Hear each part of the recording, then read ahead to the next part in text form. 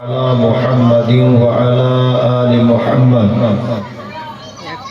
كما باركت على إبراهيم وعلى آل إبراهيم إنك حميد مجيد آمين. رب اشرح لي صدري ويسر لي أمري واحلل عقدة من لساني يفقهوا قولي ربي زدني علما. وقال الله تعالى أعوذ بالله من الشيطان الرجيم إن الذين آمنوا وعملوا الصالحات أولئك هم خير البرية جزاؤهم عند ربهم جنات عدن تجري من تحتها الأنهار خالدين فيها أبدا رضي الله عنهم ورضوا عنه ذلك لمن خشي ربه. وقال الله تعالى يا أيها الذين آمنوا أطيعوا الله وأطيعوا الرسول وأولي الأمر منكم فإن تنازعتم في شيء فردوه إلى الله والرسول. আজকের জলসার সুযোগ্য নির্বাচিত যোগ্যতম সভাপতি আমন্ত্রিত ওলামায়ে কেরাম, বিজ্ঞাপিত অবিজ্ঞাপিত আজকের জলসার অতিথিবৃন্দ, শ্রোতা হিসেবে যারা এসেছেন, চলে গেছেন, আসছেন, নারী পুরুষ আবাল বৃদ্ধ বনিতা নির্বিশেষে সকলকে জানাচ্ছি আন্তরিক শুভেচ্ছা, ভালোবাসা, প্রেম, মোবারকবাদ, ধন্যবাদ, সাধুবাদ, স্নেহাশিস যথাক্রমে শ্রেণীগতভাবে। আমি আরবিতে আল্লাহর প্রশংসা আদায় করেছি, তথাপিও আমি একজন পিওর বাঙালি, ওই জন্য বাংলাতেও আল্লাহর প্রশংসা আদায় করছি যে মহান রব আমাদেরকে একটি দ্বীনি মজলিসে বসে হাদিস এবং কোরআন শোনার তৌফিক দান করেছেন। সংক্ষিপ্ত আকারে সকলে বলি আলহামদুলিল্লাহ। অতঃপর বিশ্ব বরেণ্য নেতা, বহিঃপ্রবিক নেতা, সৈয়দুল মুরসালিন, ইমামুল আম্বিয়া জনাবে মুহাম্মদ রাসূলুল্লাহ সাল্লাল্লাহু আলাইহি ওয়াসাল্লামের উপর অজস্র দরুদ শান্তির ধারায় বর্ষিত হোক। আল্লাহুম্মা আমিন, আল্লাহুম্মা সাল্লি আলাইহি।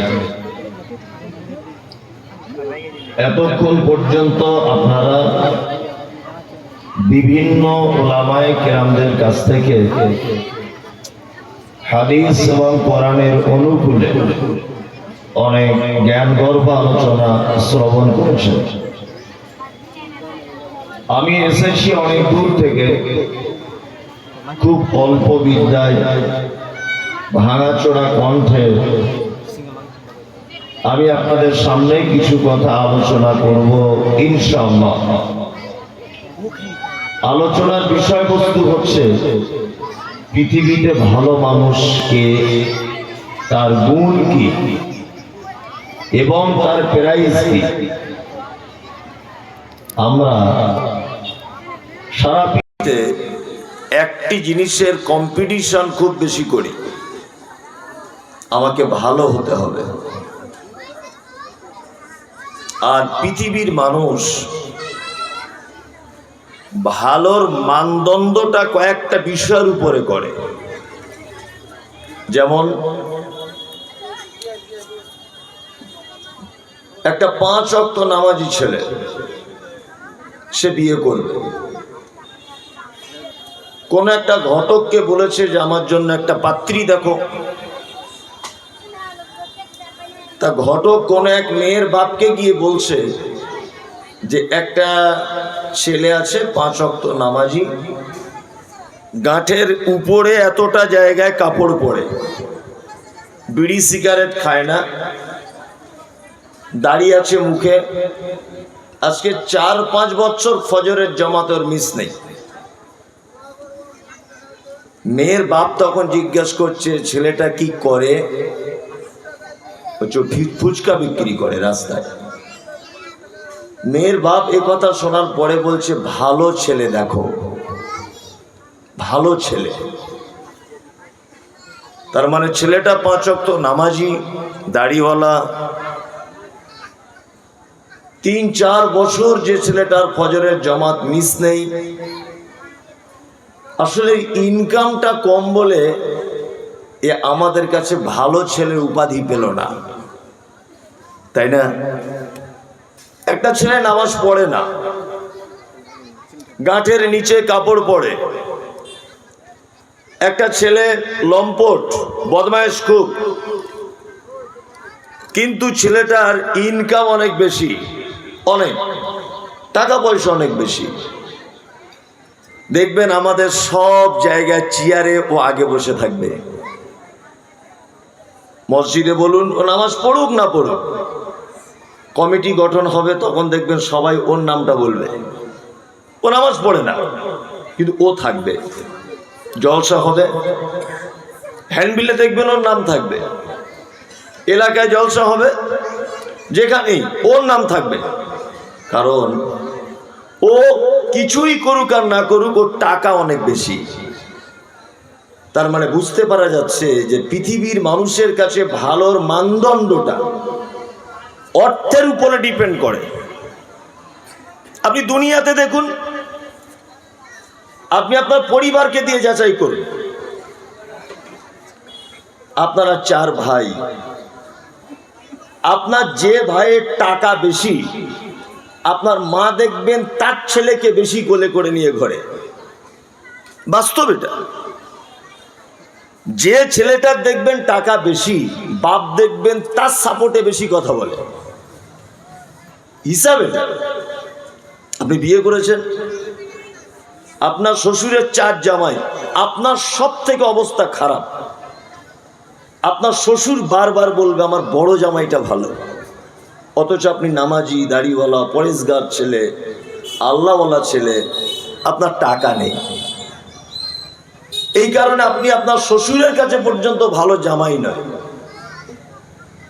তার মানে আমরা পৃথিবীতে ভালোর মানদণ্ড হিসাবে দেখি যার অর্থ যত বেশি সে তত ভালো লোক। কিন্তু আল্লাহ সুবহানাহু ওয়া তাআলা পবিত্র আল কোরআনে পৃথিবীতে যত কিছু তিনি সৃষ্টি করেছেন, মানুষ যত কোয়ালিটির আছে পৃথিবীতে, এবং জগৎ সমূহে যা কিছু আছে, আল্লাহ তাআলা বলছেন সারা পৃথিবীতে যা কিছু তৈরি করেছি আমার নিকটে সব থেকে ওই লোকটা ভালো। কে? ইন্নাল্লাযীনা আমানু ওয়া আমিলুস সালিহাত উলাইকা হুম খায়রুল বারিয়া। আল্লাহ বলছে যারা ঈমান আনার পরে পরই সৎকর্ম করে, উলাইকা হুম খায়রুল বারিয়া, এরা সৃষ্টি জগতে যত সৃষ্টি আছে সমস্ত সৃষ্টির থেকে ওই লোকটা উত্তম। এটা কে বলছেন? আল্লাহ। তাহলে এখানে আমাদের দুটি কথা আল্লাহ সুবহানাহু ওয়া তাআলা বললেন। এক, ঈমান আনতে হবে। 2, ঈমানের সাথে সাথে ভালো কাজ করতে হবে। এবার আপনাদেরকে আমি কয়েকটা জিনিস জানাই বা বোঝাই। আমি তো সুর করে করে আর বক্তব্য দিই না, এই একটা করে গল্পর মতো করে বলি। আর আমার উদ্দেশ্য এতে আছে যে মানুষ অন্তত কিছু শিখুক, আর দুটো কথা তো শিখবে, এই অনেক। আচ্ছা বলুন তো, জান্নাতে যেতে গেলে কি কি লাগে এটা জানা আছে? জান্নাতে যেতে গেলে কি কি প্রয়োজন হবে এটা জানা আছে? না। আপনি এখান থেকে সৌদি আরবে যাবেন, আপনার বেশ কয়েকটা জিনিস লাগবে।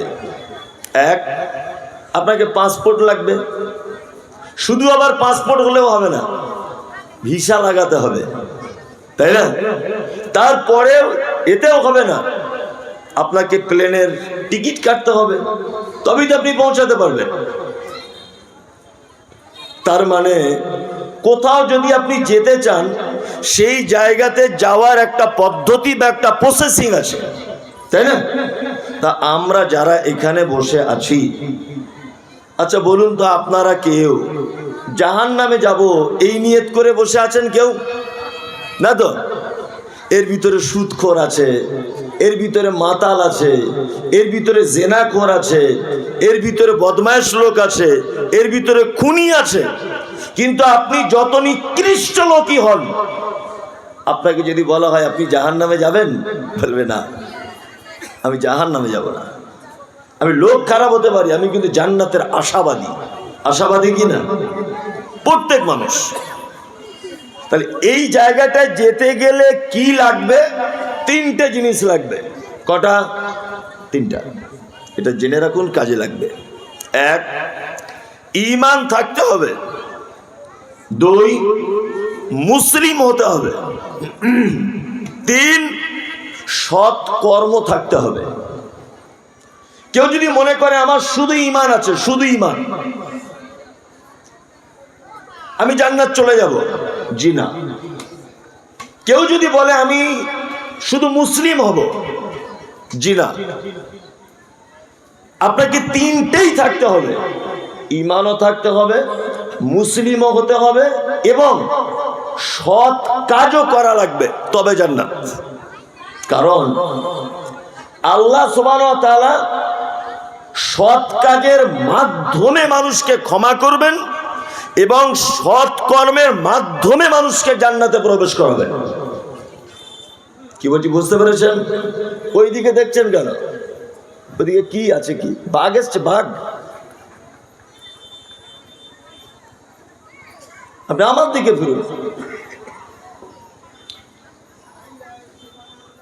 আল্লাহ সুবহানাহু ওয়া তাআলা তিনটে কাজের মাধ্যমে মানুষকে কোথায় দেবেন? জান্নাতে দেবেন। ঈমান থাকতে হবে। ঈমানটা আমি সংক্ষিপ্ত আকারে একটুখানি বলি, ঈমানের অনেক আলোচনা, সংক্ষিপ্ত আকারে। এক, আল্লাহকে এক বলে বিশ্বাস করা। দুই, মুহাম্মদ সাল্লাল্লাহু আলাইহি ওয়াসাল্লামকে শেষ নবী বলে বিশ্বাস করা। তিন, পবিত্র আল কোরআনের আদেশ এবং নিষেধ সমূহকে দ্বিধাহীন চিত্তে মেনে নেওয়া। এর নাম কি? ইবাদত। মাথায় রাখবেন, আল্লাহকে এক বলে বিশ্বাস করা, মুহাম্মদ সাল্লাল্লাহু আলাইহি ওয়াসাল্লামকে নবী বলে বিশ্বাস করা, আর পবিত্র আল কোরআনের আদেশ এবং নিষেধগুলোকে মেনে নিলে এর নাম কি? ঈমান। এবার থাকলো মুসলিম। মুসলিম কাকে বলে জানেন তো? মুসলিম কাকে বলে জানেন? জানেন না? তাহলে এটা জেনে নেন, সুবিধা হবে। আপনাদের এলাকায় গরু দিয়ে মাঠে লাঙল লাগায়, হাল চালায়। আগেকার দিনে হতো, এখন ট্র্যাক্টর হয়ে গেছে। তবু বয়স্ক মানুষরা জানেন। আমাদের কলকাতার 24 পরগনা, আমি যেখানে বসবাস করি সেখানকার কথা বলছি, যে গরু লাঙল চালায় ওই গরুর নাকের ভিতর দিয়ে ফুটো করে একটা দড়ি লাগিয়ে দেয়, তাই না? দেয়। এই দড়িটা লাগায় কেন? দড়ি লাগানোর আগে পর্যন্ত গরুটা নিজের স্বাধীনতাতে চলতে পারত, আর দড়ি লাগানো হয়ে গেছে মানে ওর আর কোনো স্বাধীনতা থাকলো না। এখন মালিক যা বলবে, যেই দিকে টানবে ওকে সেই দিকে যেতে হবে। তাই না? ওই জন্যে আরবের মানুষেরা যে উটের নাকের ভিতর দিয়ে ফুটো করে দড়ি ঢুকিয়ে দেয়, ওই উট সম্পর্কে বলে হাযা জামালুন মুসলিমুন। এই উটটা আজকে থেকে মুসলমান হয়েছে। তার মানে তার মালিক তার দড়ি যেদিকে টানবে সে সেদিকে যাবে, দাঁড়াতে বললে দাঁড়াবে, বাম দিকে টানলে বাম দিকে যাবে, ডান দিকে টানলে ডান দিকে যাবে। মুসলিম হচ্ছে সেই যে কখনো নিজের স্বাধীনতাতে জীবন যাপন করতে পারে না। প্রকৃত মুসলিম হচ্ছে সেই যে ঘুম থেকে উঠে ঘুমোতে যাবার আগ পর্যন্ত সমস্ত গাইডলাইন্স মেনে চলবে আল্লাহ এবং তার রাসূলের। সে নিজের ইচ্ছাতে হাঁটতে পারে না, সে নিজের ইচ্ছাতে খেতে পাবে না, সে নিজের ইচ্ছাতে চাষ করতে পাবে না, নিজের ইচ্ছাতে পানি পান করতে পারবে না, নিজের ইচ্ছাতে কারোর সঙ্গে বন্ধুত্ব করতে পারবে না, নিজের ইচ্ছাতে ইবাদত করতে পারবে না, নিজের ইচ্ছাতে কিছুই করতে পারবে না। তার প্রতিটা কাজের ইচ্ছাকে সফল করে দিতে হবে আল্লাহ এবং তার রাসূলের দিকে। জামা আপনি কিনেছেন, কাপড় 4000 টাকা মিটার, আপনার মতো করে আপনি বানাতে পারবেন না। মুহাম্মদ সাল্লাল্লাহু আলাইহি ওয়াসাল্লাম বলেছেন গাঁটের উপরে প্যান্টটাকে তৈরি করতে হবে। কি বলছি বুঝতে পারছেন? জামা কার টাকা দিয়ে কেনা? আপনার তৈরি করতে হবে কার কথা অনুযায়ী? মুহাম্মদ সাল্লাল্লাহু আলাইহি ওয়াসাল্লামের অনুযায়ী। আপনার বাড়ি ফিল্টার মেশিন বসানো আছে, ফিল্টার মেশিন, মেশিনের পানি বার হচ্ছে, আপনি 1 গ্লাস পানি নিলেন, আচ্ছা আপনি নিজের ইচ্ছাতে খেতে পারবেন না মুহাম্মদ সাল্লাল্লাহু আলাইহি ওয়াসাল্লামের পদ্ধতিতে পান করতে হবে? কোনটা? মুহাম্মদ সাল্লাল্লাহু আলাইহি ওয়াসাল্লামের পদ্ধতিতে। আপনি চাষে ধান চাষ করেছেন, আপনার বাড়িতে বিরিয়ানি চাল আছে, আপনি নিজের মতো করে খেতে পারবেন না। মুহাম্মদ সাল্লাল্লাহু আলাইহি ওয়াসাল্লাম বলেছেন তুমি যখন খেতে বসবে দস্তরখান বিছিয়ে বসো, নিজের দিক দিয়ে ভাতটা মাখাও, মাঝখানে হাত দিয়ে ভাত মাখাবে না। 3, কোনো ভাত যদি পড়ে যায় দস্তরখানে, তুমি ওটা তুলে আবার খাও। তুমি যখন ভাত খাওয়ার পরে পানি পান করবে 3 নিঃশ্বাসে পান করো, ভাত বিসমিল্লাহ বলে শুরু করো, 2-4 লোকমা করে খাবে আর বলবে আলহামদুলিল্লাহ। ভাত খাওয়া হয়ে যাবে, এই দোয়া বলবে আলহামদুলিল্লাহিল্লাযী আতামানি ওয়া সাকানি ওয়া জাআলনি মিনাল মুসলিমিন। তার মানে চাউল আপনার, পদ্ধতিকার মুহাম্মদ সাল্লাল্লাহু আলাইহি ওয়াসাল্লাম। এ হচ্ছে মুসলিম। একে মুসলিম। মুসলিম হচ্ছে সেই যে তার দৈনন্দিন জীবনের কোনো কাজ নিজে ইচ্ছা করতে পারবে না, আল্লাহ এবং তার রাসূলের পদ্ধতিতে করবে, একে মুসলিম। এইবার আপনারা নিজে বুকে হাত দিয়ে একটু বলুন, আমি কি মুসলিম হতে পেরেছি? হ্যাঁ, পারিনি। আপনি কিন্তু মুসলিম হতে পারিনি। আপনি দেখুন, আপনার ছেলে আপনার মেয়ে পশ্চিমা দেশের সভ্যতাকে গ্রহণ করে, আপনার ছেলে আপনার মেয়ে কোন আর্টিস্ট, কোন সিনেমার নায়ক নায়িকাদেরকে লক্ষ্য করে, আপনার ছেলে আপনার মেয়ে মাথার চুলটা বিদেশের কোন মহিলা, বিদেশের কোন পুরুষের ন্যায় সেলুনে গিয়ে কাটে, আপনার ছেলে যে গেঞ্জিটা পরিধান করেছে তার পিছনে মেসির ছবি আছে, আপনার ছেলে যে প্যান্টটা পরেছে ওই প্যান্টটা কোন একজন ইহুদির ছেলে পরেছিল, তার অনুকরণ করেছে। তার মানে বুঝতে পারা যাচ্ছে মুসলিমের যে ডেফিনিশন, মুসলিম শব্দের যে ব্যাখ্যা, মুসলিম শব্দের যে তাৎপর্যতা, তার ভিতরে কিন্তু আপনি পড়িনি। পড়েছি? পড়িনি। আমরা পড়িনি। তাহলে আপনাদেরকে দুটো জিনিস বললাম, ঈমান কাকে বলে আর মুসলিম কাকে বলে। তাহলে জান্নাতে যেতে গেলে আর একটা জিনিস বাকি থাকলো, তার নাম কি? আমি বলছিলাম 3টে জিনিস লাগবে জান্নাতে যেতে গেলে। লাস্টেরটা কি? আমলে সলেহ লাগবে। এবার আপনাদেরকে একটা কথা বলি, পবিত্র আল কোরআন যতই পড়বেন আপনি, ততই তার ভিতরে আপনি মগ্ন হয়ে যাবেন, বার হতে পারবেন না।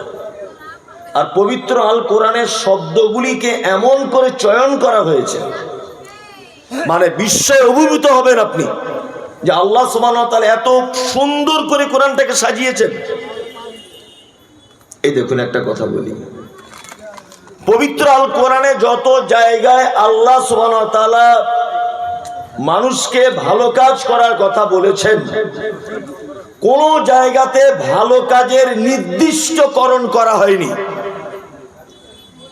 ওয়ায়ামুরুনা বিল মা'রুফ ওয়া ইয়ানহাউনা আনিল মুনকার, আল্লাহ বলছে তোমরা ভালো কাজের আদেশ করো আর মন্দ কাজের কি করো, নিষেধ করো। কি ভালো কাজের আদেশ করতে হবে এ কথা আল্লাহ সুবহানাহু ওয়া তাআলা কোথাও বলছেন না, শুধু বলেছেন ভালো কাজ করো। এবারে কোনটা ভালো কাজ কোনটা খারাপ কাজ এটা আমি বুঝবো কি করে?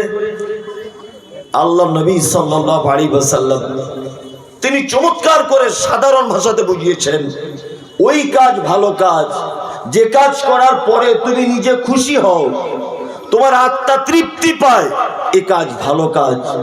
ওই কাজ খারাপ কাজ যে কাজ করার ফলে তুমি নিজে কষ্ট পাও, তুমি লজ্জিত হও, এটা খারাপ কাজ এমনিতে।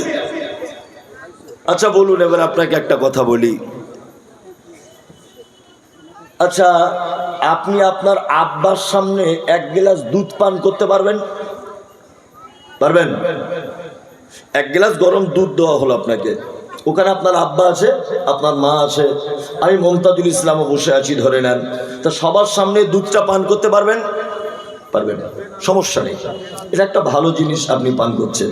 এবার আপনার আব্বা মা মমতাজুল ইসলাম এখানে যত লোক আছে সবার সামনে আপনাকে একটা জাপানি সিগারেট দিলাম ধরে নেন, আচ্ছা এইটা আপনি আপনার আব্বার সামনে পান করতে পারবেন?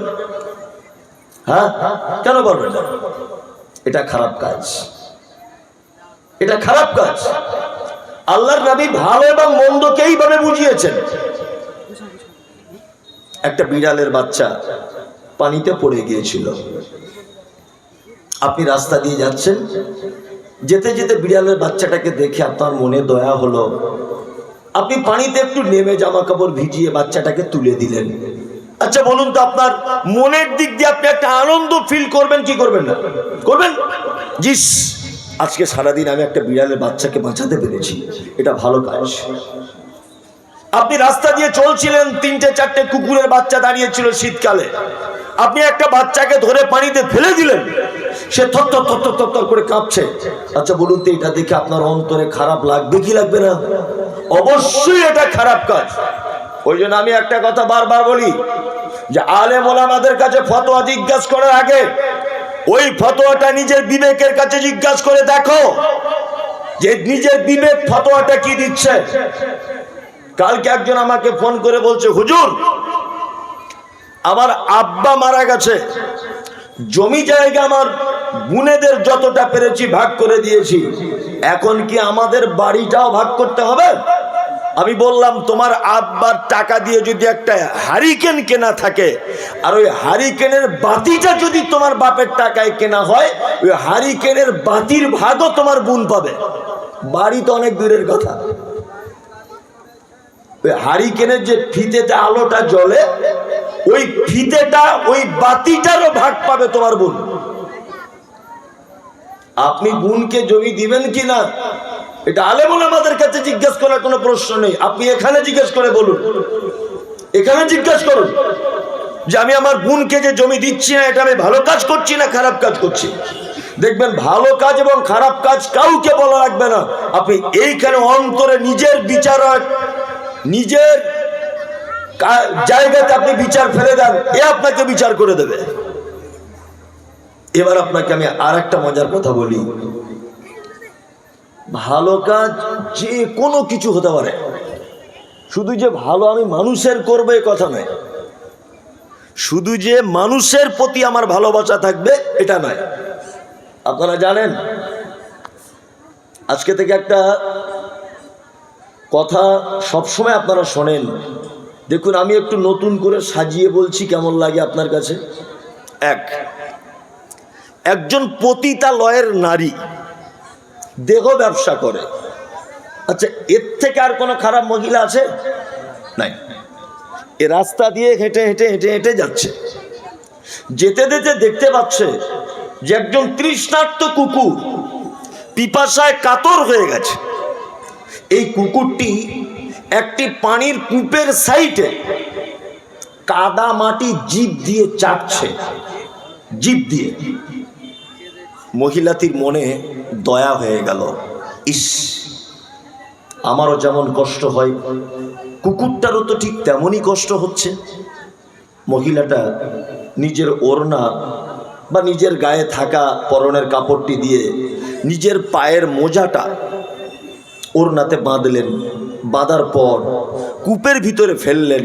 মোজাতে হালকা একটু পানি উঠল, মহিলাটি কুকুরটিকে পানিটা পান করালেন। আচ্ছা বলুন তো, মহিলাটি ক্ষমা পেয়ে গিয়েছিলেন কি যায়নি? পেয়েছিলেন, পেয়েছিলেন। তার মানে বুঝতে পারা যায় মানুষের উপরে দয়া করলে তো কত নেকি হবে, এটা আলাদা বিষয়। কুকুরের প্রতি পর্যন্ত দয়া করলেও আল্লাহ সুবহানাহু ওয়া তাআলার কাছে প্রাইজ আছে। তার মানে আমরা মনে করি যে আমি ওই লোকটাকে 10 টাকা দান করলাম, এটা মনে হয় পৃথিবীর সব থেকে ভালো কাজ। আমরা মনে করি কোথাও মসজিদ তৈরি করছে, আমি 5 কুইন্টাল রড কিনে দিলাম, এটাই মনে হয় ভালো কাজ। জি না, প্রাণীদের প্রতি দয়া করলেও ভালো কাজের নেকি আল্লাহর দরবারে পাবেন।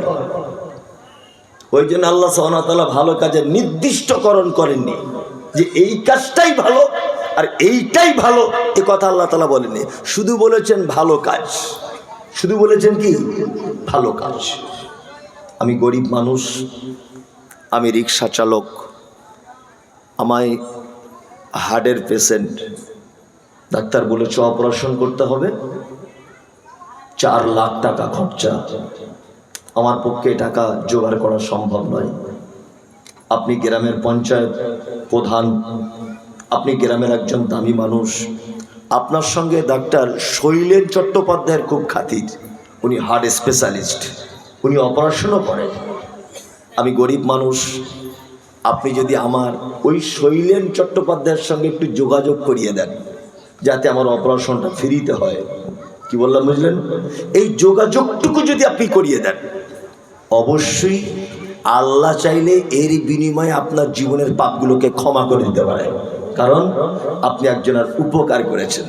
আমাদের এই টেন্ডেন্সি আছে উপকার করার।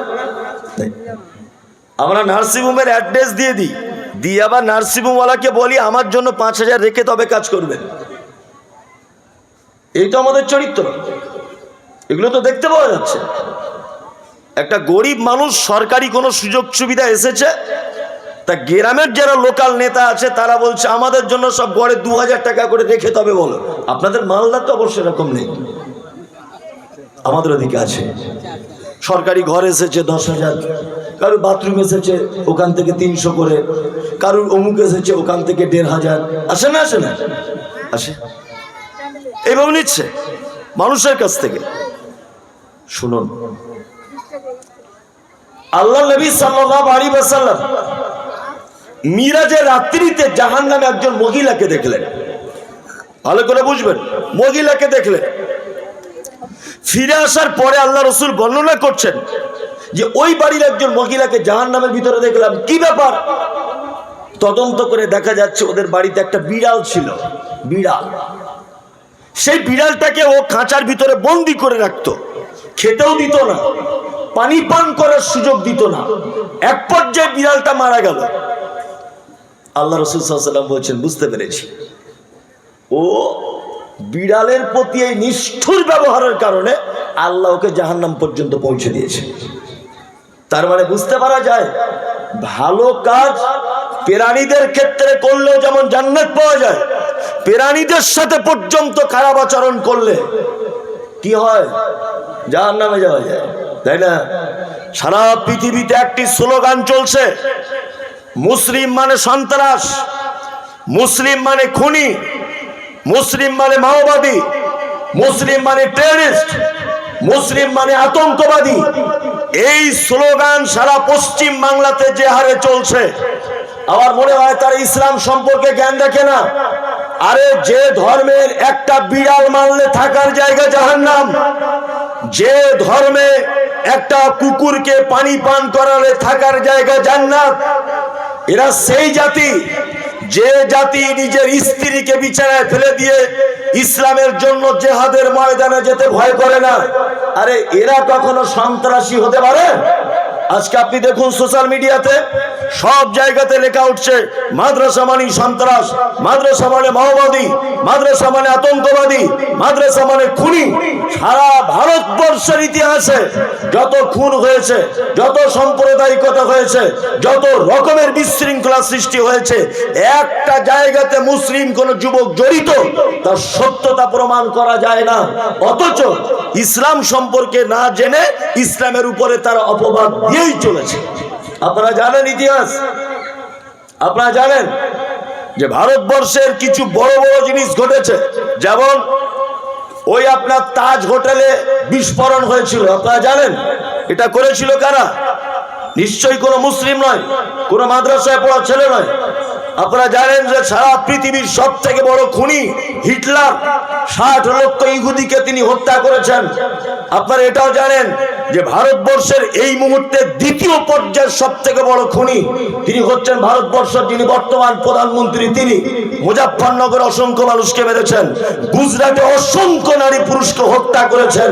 আমি বলছি মাদ্রাসায় পড়া ছেলেরা যদি সন্ত্রাস হয়, মুসলিম মানে যদি সন্ত্রাস হয়, মুসলিম মানে যদি খুনি হয়, তাহলে আমি বলবো যে দেশের প্রধানমন্ত্রী আপনি কে?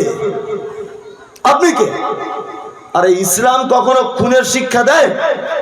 যে ধর্মে বিড়াল মেরে দিলে জাহান্নাম, সেই ধর্ম কোনোদিন মানুষ মারার পারমিশন থাকে? থাকে? কখনোই থাকতে পারে না। ইসলাম সম্পর্কে জানা নেই এটা আলাদা বিষয়। তোমার ইসলাম সম্পর্কে চুলকানি আছে, তুমি সেটা বলো, সেটা বলো তুমি যে ইসলামের উপর আমার অ্যালার্জি আছে, কিন্তু তুমি অপবাদ দিতে পারো না, এর রাইট তোমার নেই। তাহলে আপনাকে আমি বলতে চাইছিলাম, ভালো কাজ বোঝাচ্ছিলাম কাকে বলে। মানুষের সঙ্গে যে শুধু ভালো আচরণ করতে হবে তা নয়, প্রাণীদের সঙ্গেও ভালো আচরণ করলে তার বিনিময় জান্নাত অপেক্ষা করছে। এবার আপনাকে আমি আর একটা বিষয়ে কথা বলবো, যে ভালো কাজ যেটা, এই ভালো কাজটা কিসের মানদণ্ডের ভিত্তিতে আপনি ভালো কাজ এটা বুঝবেন? কিসের মানদণ্ডতে এটা ভালো কাজ হিসাবে আপনি বুঝবেন? ভালো কাজ বুঝতে গেলে দুটো জিনিসের উপরে দাঁড়িয়ে থাকতে হবে। এক, আল্লাহ তাআলা বলছেন ইত্তাবিউ মা উনজিলা ইলাইকুম মির রাব্বিকুম ওয়া লা তাত্তাবিউ মিন দুনিহি আউলিয়া কলিলাম মা তাযাক্কারুন।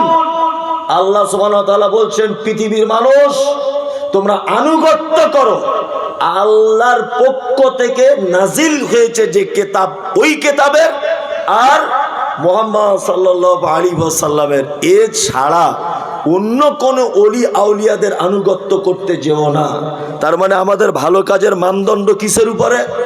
কোরআন এবং কি হাদিসের উপরে। এবার আর একটা চমৎকার কথা আপনাদের মাঝখানে এটাও বলে দিই, আল্লাহ পবিত্র আল কোরআনে যত জায়গায় আমল করার কথা বলেছেন, যত জায়গাতে ভালো কাজ করার কথা বলেছেন, সমস্ত জায়গায় একটা কথা বারবার উল্লেখ করেছেন, ওয়াল আসর ইন্নাল ইনসানা লাফি খুসর ইল্লাল্লাযীনা আমানু ওয়া আমিলুস সলিহাত। আল্লাহ তাআলা বলেছেন ওয়া আমিলুস সলিহাত, তোমরা আমল করবে, আমলে সলেহ করবে। কি বলছি বুঝতে পারছেন? আল্লাহ তাআলা পবিত্র আল কোরআনে সূরা আন-নাহাল আয়াত নম্বর 97 বলছেন, মান আমিলা সলিহাম মিন যাকারিন আও উনসা ওয়া হুয়া মুমিনুন ফালা নুহইয়ান্নাহু হায়াতান তাইয়্যিবাতান ওয়া লা নাজজিআন্নাহুম আজরাহুম বিআহসানি মা কানু ইয়ালামুন মা কানু ইয়ামালুন।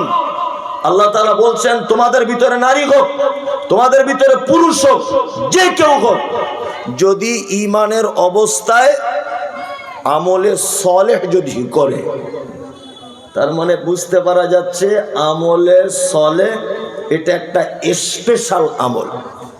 যে কোনো আমল ভালো আমল কি নয়। অনেক মানুষ আছে আমলকে হাদিস কোরআন দিয়ে যাচাই বাছাই করে না, ওর বাপ দাদা 14 পুরুষ করে, ও করে আসছে, এইটাকে মনে করে আমল। কি বলছি বুঝতে পারছেন? অনেক মানুষ আবার এরকম আছে, নিজে মাথা মোটা করে আমল বুঝতে চায়। নিজে মাথা মোটা করে আমল বুঝলে চলবে?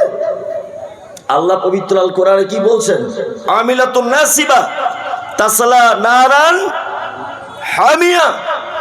এক শ্রেণীর মানুষ তারা আমল করবে, আমল করতে করতে করতে করতে নাসিবা, তারা ক্লান্ত হয়ে যাবে। তাসলা নারান হামিয়া, তারপরেও তাদেরকে ধরে জাহান্নামের অগ্নিকুণ্ডে নিক্ষেপ করা হবে। এরা কারা? আমল করে কেউ জাহান্নামে যায়? যায় না। এরা হচ্ছে তারা ওই মোস্তান, ওই বদমাশ লোকগুলো যারা আমল করে, আমলের মানদণ্ডটা নিজের মতো করে করে, হাদিস এবং কোরআনের মানদণ্ডে আমল করে না। সব কাজ নিজে নিজে বুঝতে গেলে হয় না। কি বললাম বুঝতে পারছেন তো? সব কাজ নিজে নিজে বুঝতে গেলে হয় না। একটা লোকের চোখের প্রবলেম, চোখে কম দেখে, হালকা, তা ও চোখের ডাক্তারের কাছে গেছে। তা ডাক্তারবাবু পরীক্ষা করার পরে ওর একটা চশমা লিখে দিয়েছে, চশমা। তা লোকটা এসে ফার্মেসিতে দেখিয়েছে এইভাবে যে দেখুন তো আমার প্রেসক্রিপশনটায় কি লেখা আছে। তা ডাক্তার ফার্মেসিওয়ালা দেখে বলছে যে আপনাকে একটা 50 পাওয়ারের চশমা লেখা হয়েছে। তো রুগী তখন জিজ্ঞাসা করছে, আচ্ছা ভাই 50 পাওয়ারের চশমার দাম কত? তা বলছে 50 টাকা। আচ্ছা আচ্ছা। এ রুগী তখন আবার এক্সট্রা বদমাইশি করে জিজ্ঞাসা করছে, তাহলে ভাই 100 পাওয়ারের দাম কত? তো বলছে ওটার দামও 50 টাকা। আরো একটু বদমাইশি করে বলছে, তাহলে 150 পাওয়ারের কত ভাই? বলছে ওটার দামও 50। রুগী তখন ভাবছে 50 পাওয়ারের দাম 50, 100 পাওয়ারের দাম 50, 150 পাওয়ারের দাম 50, তাহলে 150 পাওয়ারেরটাই লিখি, পাওয়ার বেশি হবে, কাজ বেশি হবে। ও 150 পাওয়ারের চশমা কিনে রাস্তা দিয়ে আসছে। একটা মাছওয়ালা ফুটপাতে মাছ বিক্রি করছিল, পুঁটি মাছ। ওকে দেখে মনে হয়েছে কাতলা মাছ, বড় বড়, বুঝলেন না? ও কাতলা মাছ ভেবে বাড়ি কিনে নিয়ে এসেছে।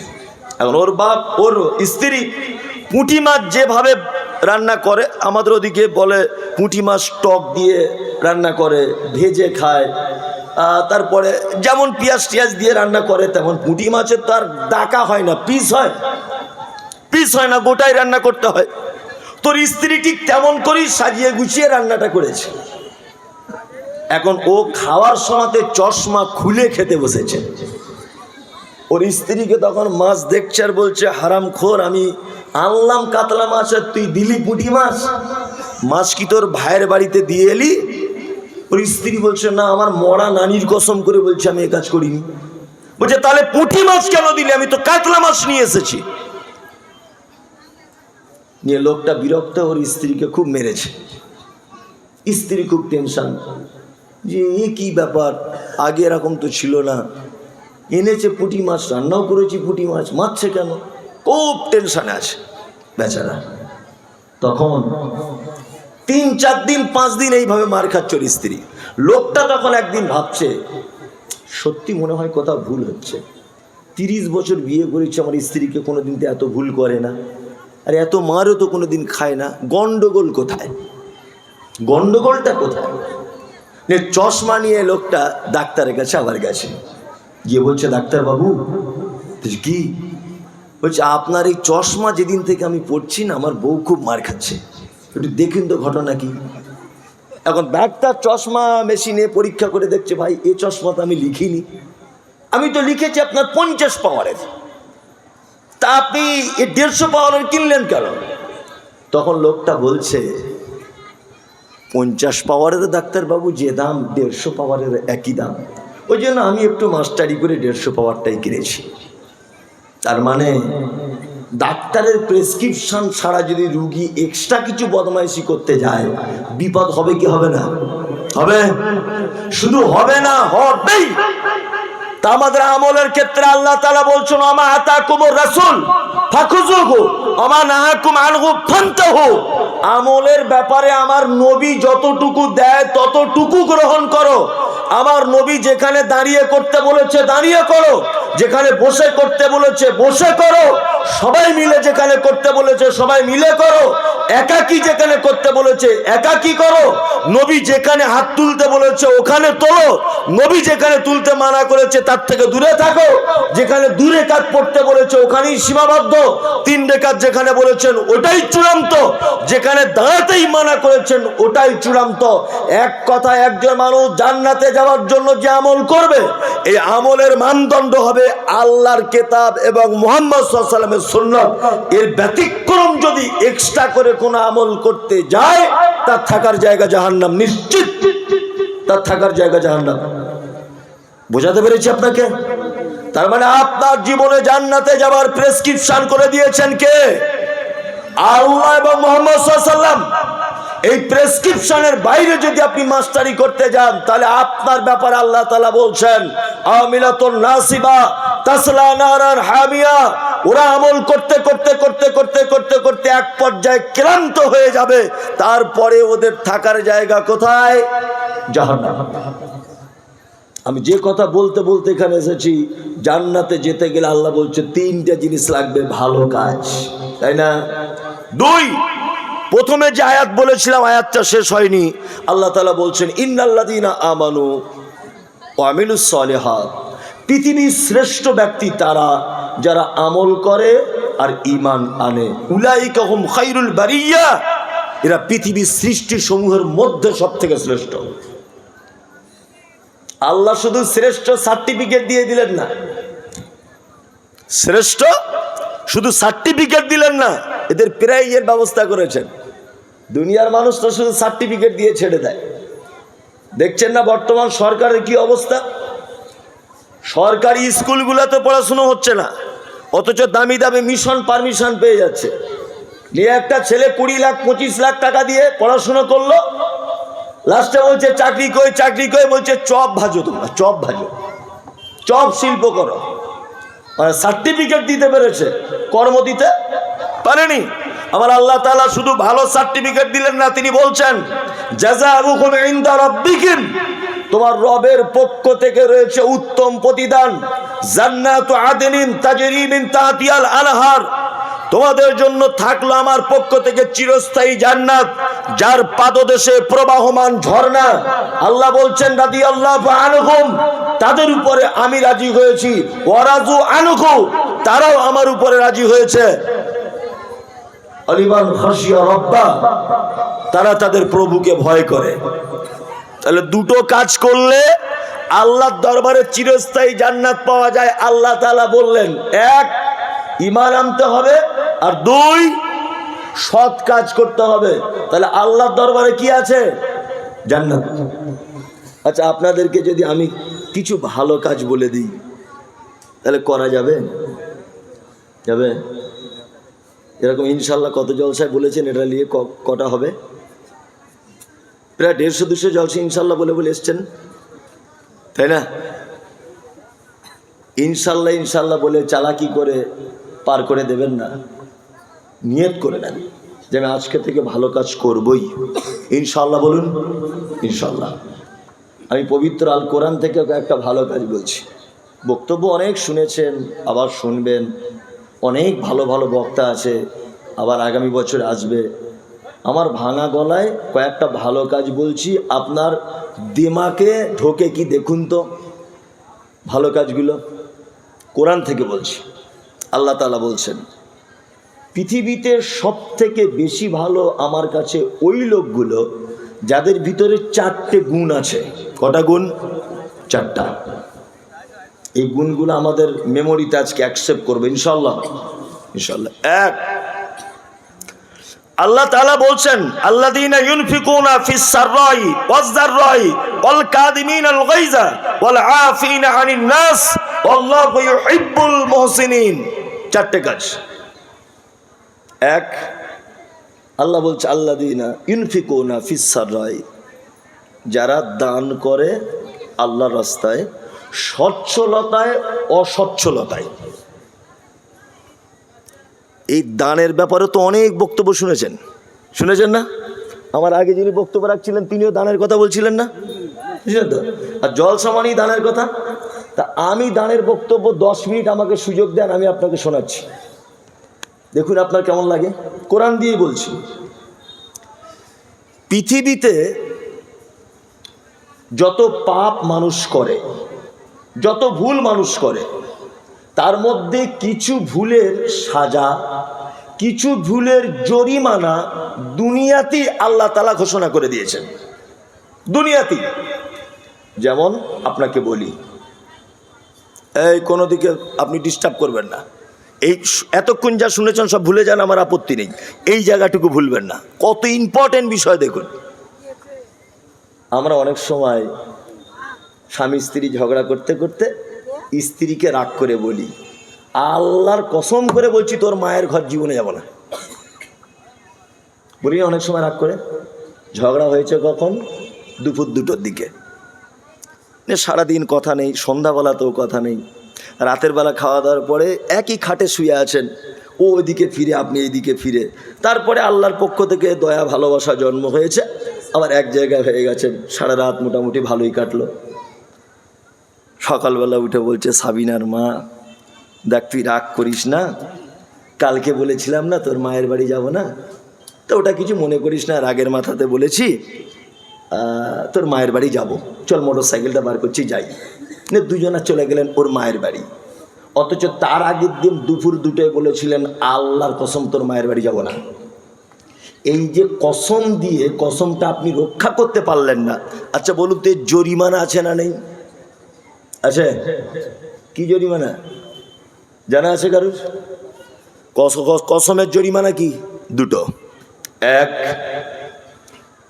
এক নম্বর হচ্ছে 10 জন মিসকিনকে খেতে দিতে হবে। কতজন? 10 জন। মুমতাজুল সাহেব, আমার তো আর্থিক অবস্থা খারাপ, তাহলে 3টে রোজা রাখতে হবে। কটা? 3টা। 3টা রোজা রাখবে, তবে কসমের কাফারা আদায় হবে। দান এই বিষয়ে বলছি বোঝানোর জন্যে। 3টে রোজা রাখতে হবে, না হলে 10 জন মিসকিনকে খেতে দিতে হবে। তাহলে এই যে ভুল, কসম করে ভুল করলেন, ভুলের জরিমানা কি দিয়ে হলো? নফল সিয়াম আর নফল সাদাকা, দান, তাই তো? এবার চলুন, এখানে কেউ হাজি সাহেব আছেন? কে? 2 জনা? আলহামদুলিল্লাহ, ওনাদের হজ করা হয়ে গেছে। আগামী 2-1 বছরের মধ্যে হজে যাবেন নিয়ত আছে কারুর এখানে? আমি একটা দামি কথা বলে দিচ্ছি পারে। আচ্ছা, অনেক মানুষের থাকতে পারে যে আমি 2-4 বছর পরে যাব, টাকা পয়সা জোগাড় রেডি। আপনি যদি হজে যান, এইটা আমার কথাটা কানে ভরে তবে যাবেন মক্কাতে। আপনি এহরাম পরে কাবা আমি 1 সপ্তাহ আগে হজ থেকে ফিরেছি, ওমরা থেকে 1 সপ্তাহ আগে। কাবা 7 বার চক্কর দেওয়াকে বলা হয় তওয়াফ। 7 বার চক্কর দিলে 1 তওয়াফ হয়। হজের নিয়মটা বলছি, ওমরা বা হজের। তারপরে তওয়াফ করা শেষ হয়ে গেলে মাকামে ইব্রাহিম বলে একটা জায়গা আছে, মাকামে ইব্রাহিমকে সামনে রেখে 2 রাকাত সালাত আদায় করতে হয়। 2 রাকাত সালাত হয়ে গেলে ডান দিকে বার হয়ে জমজমের পানি পান করতে হয়। তারপরে ওখান থেকে চলে যেতে হয় সাফা মারওয়া পাহাড় দৌড়াতে। তারপরে দৌড়ানোর পর মাথাটা নেড়া হতে হয়। হজ ওমরার কাজ শেষ। এইবার আপনাকে একটা কথা বলি, হজ করতে গিয়ে সাফা মারওয়া ছুটতে পারেননি, কোনো একটা কারণে মিস্টেক হয়ে গেছে, কোনো একটা কারণে, ভিড়ের কারণে হোক, রাস্তা না চেনার কারণে হোক, ভুল করে হোক, ইচ্ছা করে হোক, যে কোনো পরিস্থিতিতে হজের একটা রুকুন ছেড়ে গেছে, আপনি কুরবানি দিতে পারেননি। পয়সা ছিল, হয়তো পশুর হাট চিনতে পারেননি, নয় যে দালালকে পয়সা দিয়েছেন সে খেয়ে নিয়েছে, কিছু একটা হয়েছে। এক কথায় হজের কোনো অজীব রুকুন যদি ছেড়ে যায়, এর জরিমানা আছে, দম দিতে হবে। জরিমানা কি? আল্লাহ তাআলা বলছেন সূরা বাকারার ভিতরে, হাজী সাহেব মক্কায় থাকা অবস্থাতে তোমাকে কিছু সাদাকা করতে হবে, দান করতে হবে। মমতাজুল সাহেব, যদি মক্কাতে আমি কাউকে ফকির মিসকিন না খুঁজে পাই তাহলে কি করব?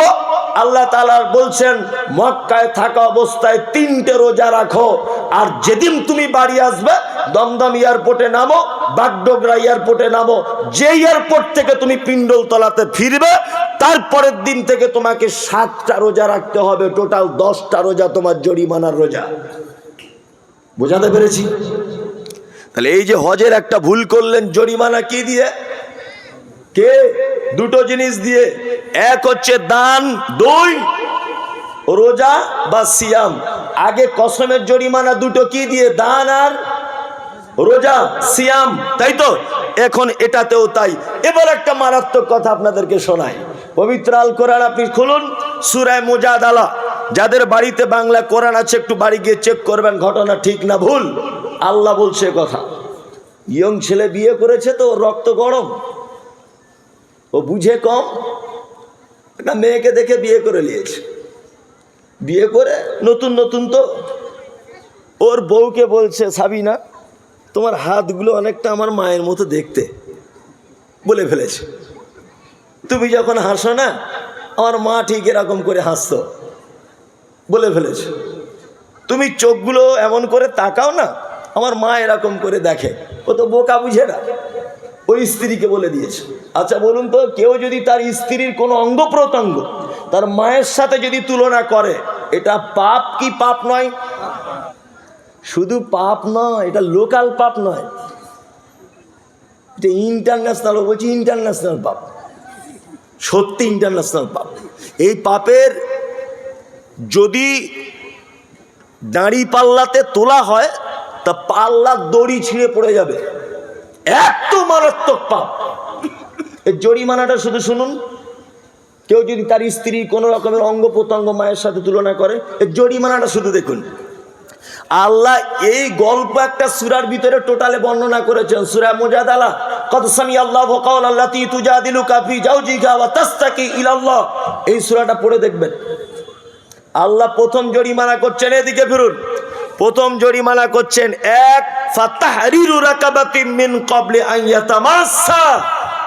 তোমার স্ত্রীর অঙ্গ প্রত্যঙ্গ যদি মায়ের সাথে তুলনা করো তাহলে তুমি একটা গোলাম কিনে আজাদ করবে, তারপরে তোমার স্ত্রী গায়ে হাত দিতে পাবে, তার আগে পাবে না। একটা গোলাম কিনে আজাদ করতে হবে। গোলাম কিনে যদি আজাদ করার পয়সা মমতাজুল সাহেব আমার নেই, তাহলে আমি কি করে বইয়ের গায়ে হাত দেব? আল্লাহ বলছেন ওয়াইল্লাম ইয়াস্তাতি ফাসিয়ামু শাহরাইন মুতাতাবিআইন ফাইল্লাম ইয়াস্তাতি, একটা ভুলে যাচ্ছি, ফাইল্লাম ইয়াজিদ ফাসিয়ামু শাহরাইন মুতাতাবিআইন। আল্লাহ বলছে যদি গোলাম আজাদ করার ক্ষমতা না থাকে, শাহরাইন মুতাতাবিআইন, পর পর 60টা রোজা রাখো। দ্বিতীয় জরিমানা কি?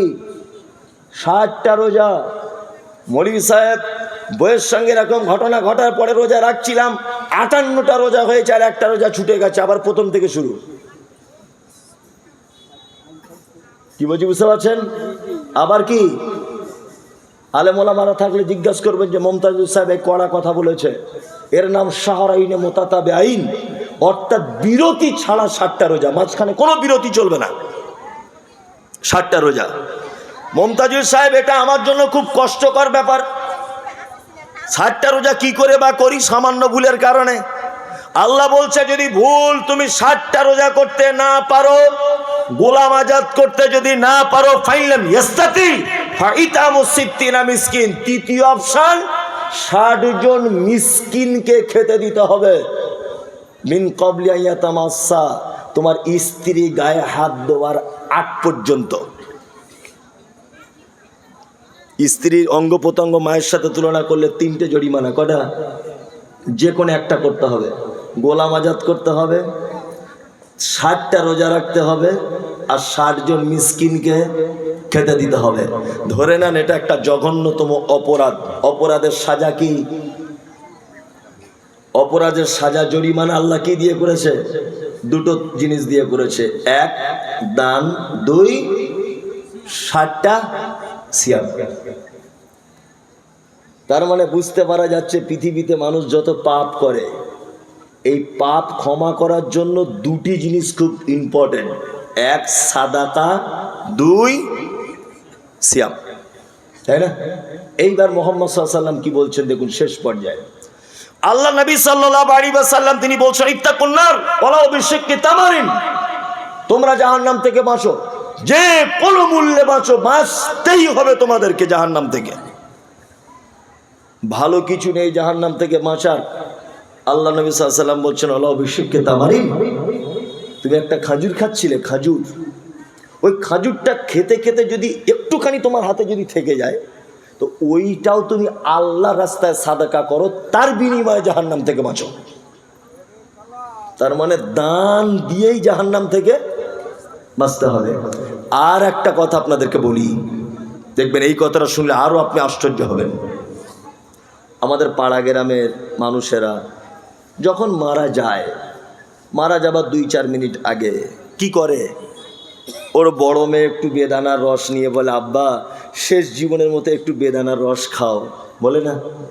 বড় ছেলে ঠান্ডা পানি এনে বলে আব্বা তুমি তো চলে যাবে, একটু বেদানার রস খাও, ঠান্ডা পানি খাও। এগুলো করে কি করেন আপনাদের এখানে? করে চামচে করে, তার লালাজ হচ্ছে, এই চলে যাবে যাবে ভাব, পানি টানি দেয় না গালে। আচ্ছা ও কি তখন পানি চায়? ও কি বেদানার রস চায় তখন? আমরা তো দিই না। আল্লাহ নবী সাল্লাল্লাহু আলাইহি ওয়াসাল্লাম বলছেন কোনো ইমানদার লোক যখন মারা যায়, সে মারা যাওয়ার আগে সে মালাকুল মউতকে নিজের চোখে দেখতে পায়, নিজের চোখে দেখতে পায়।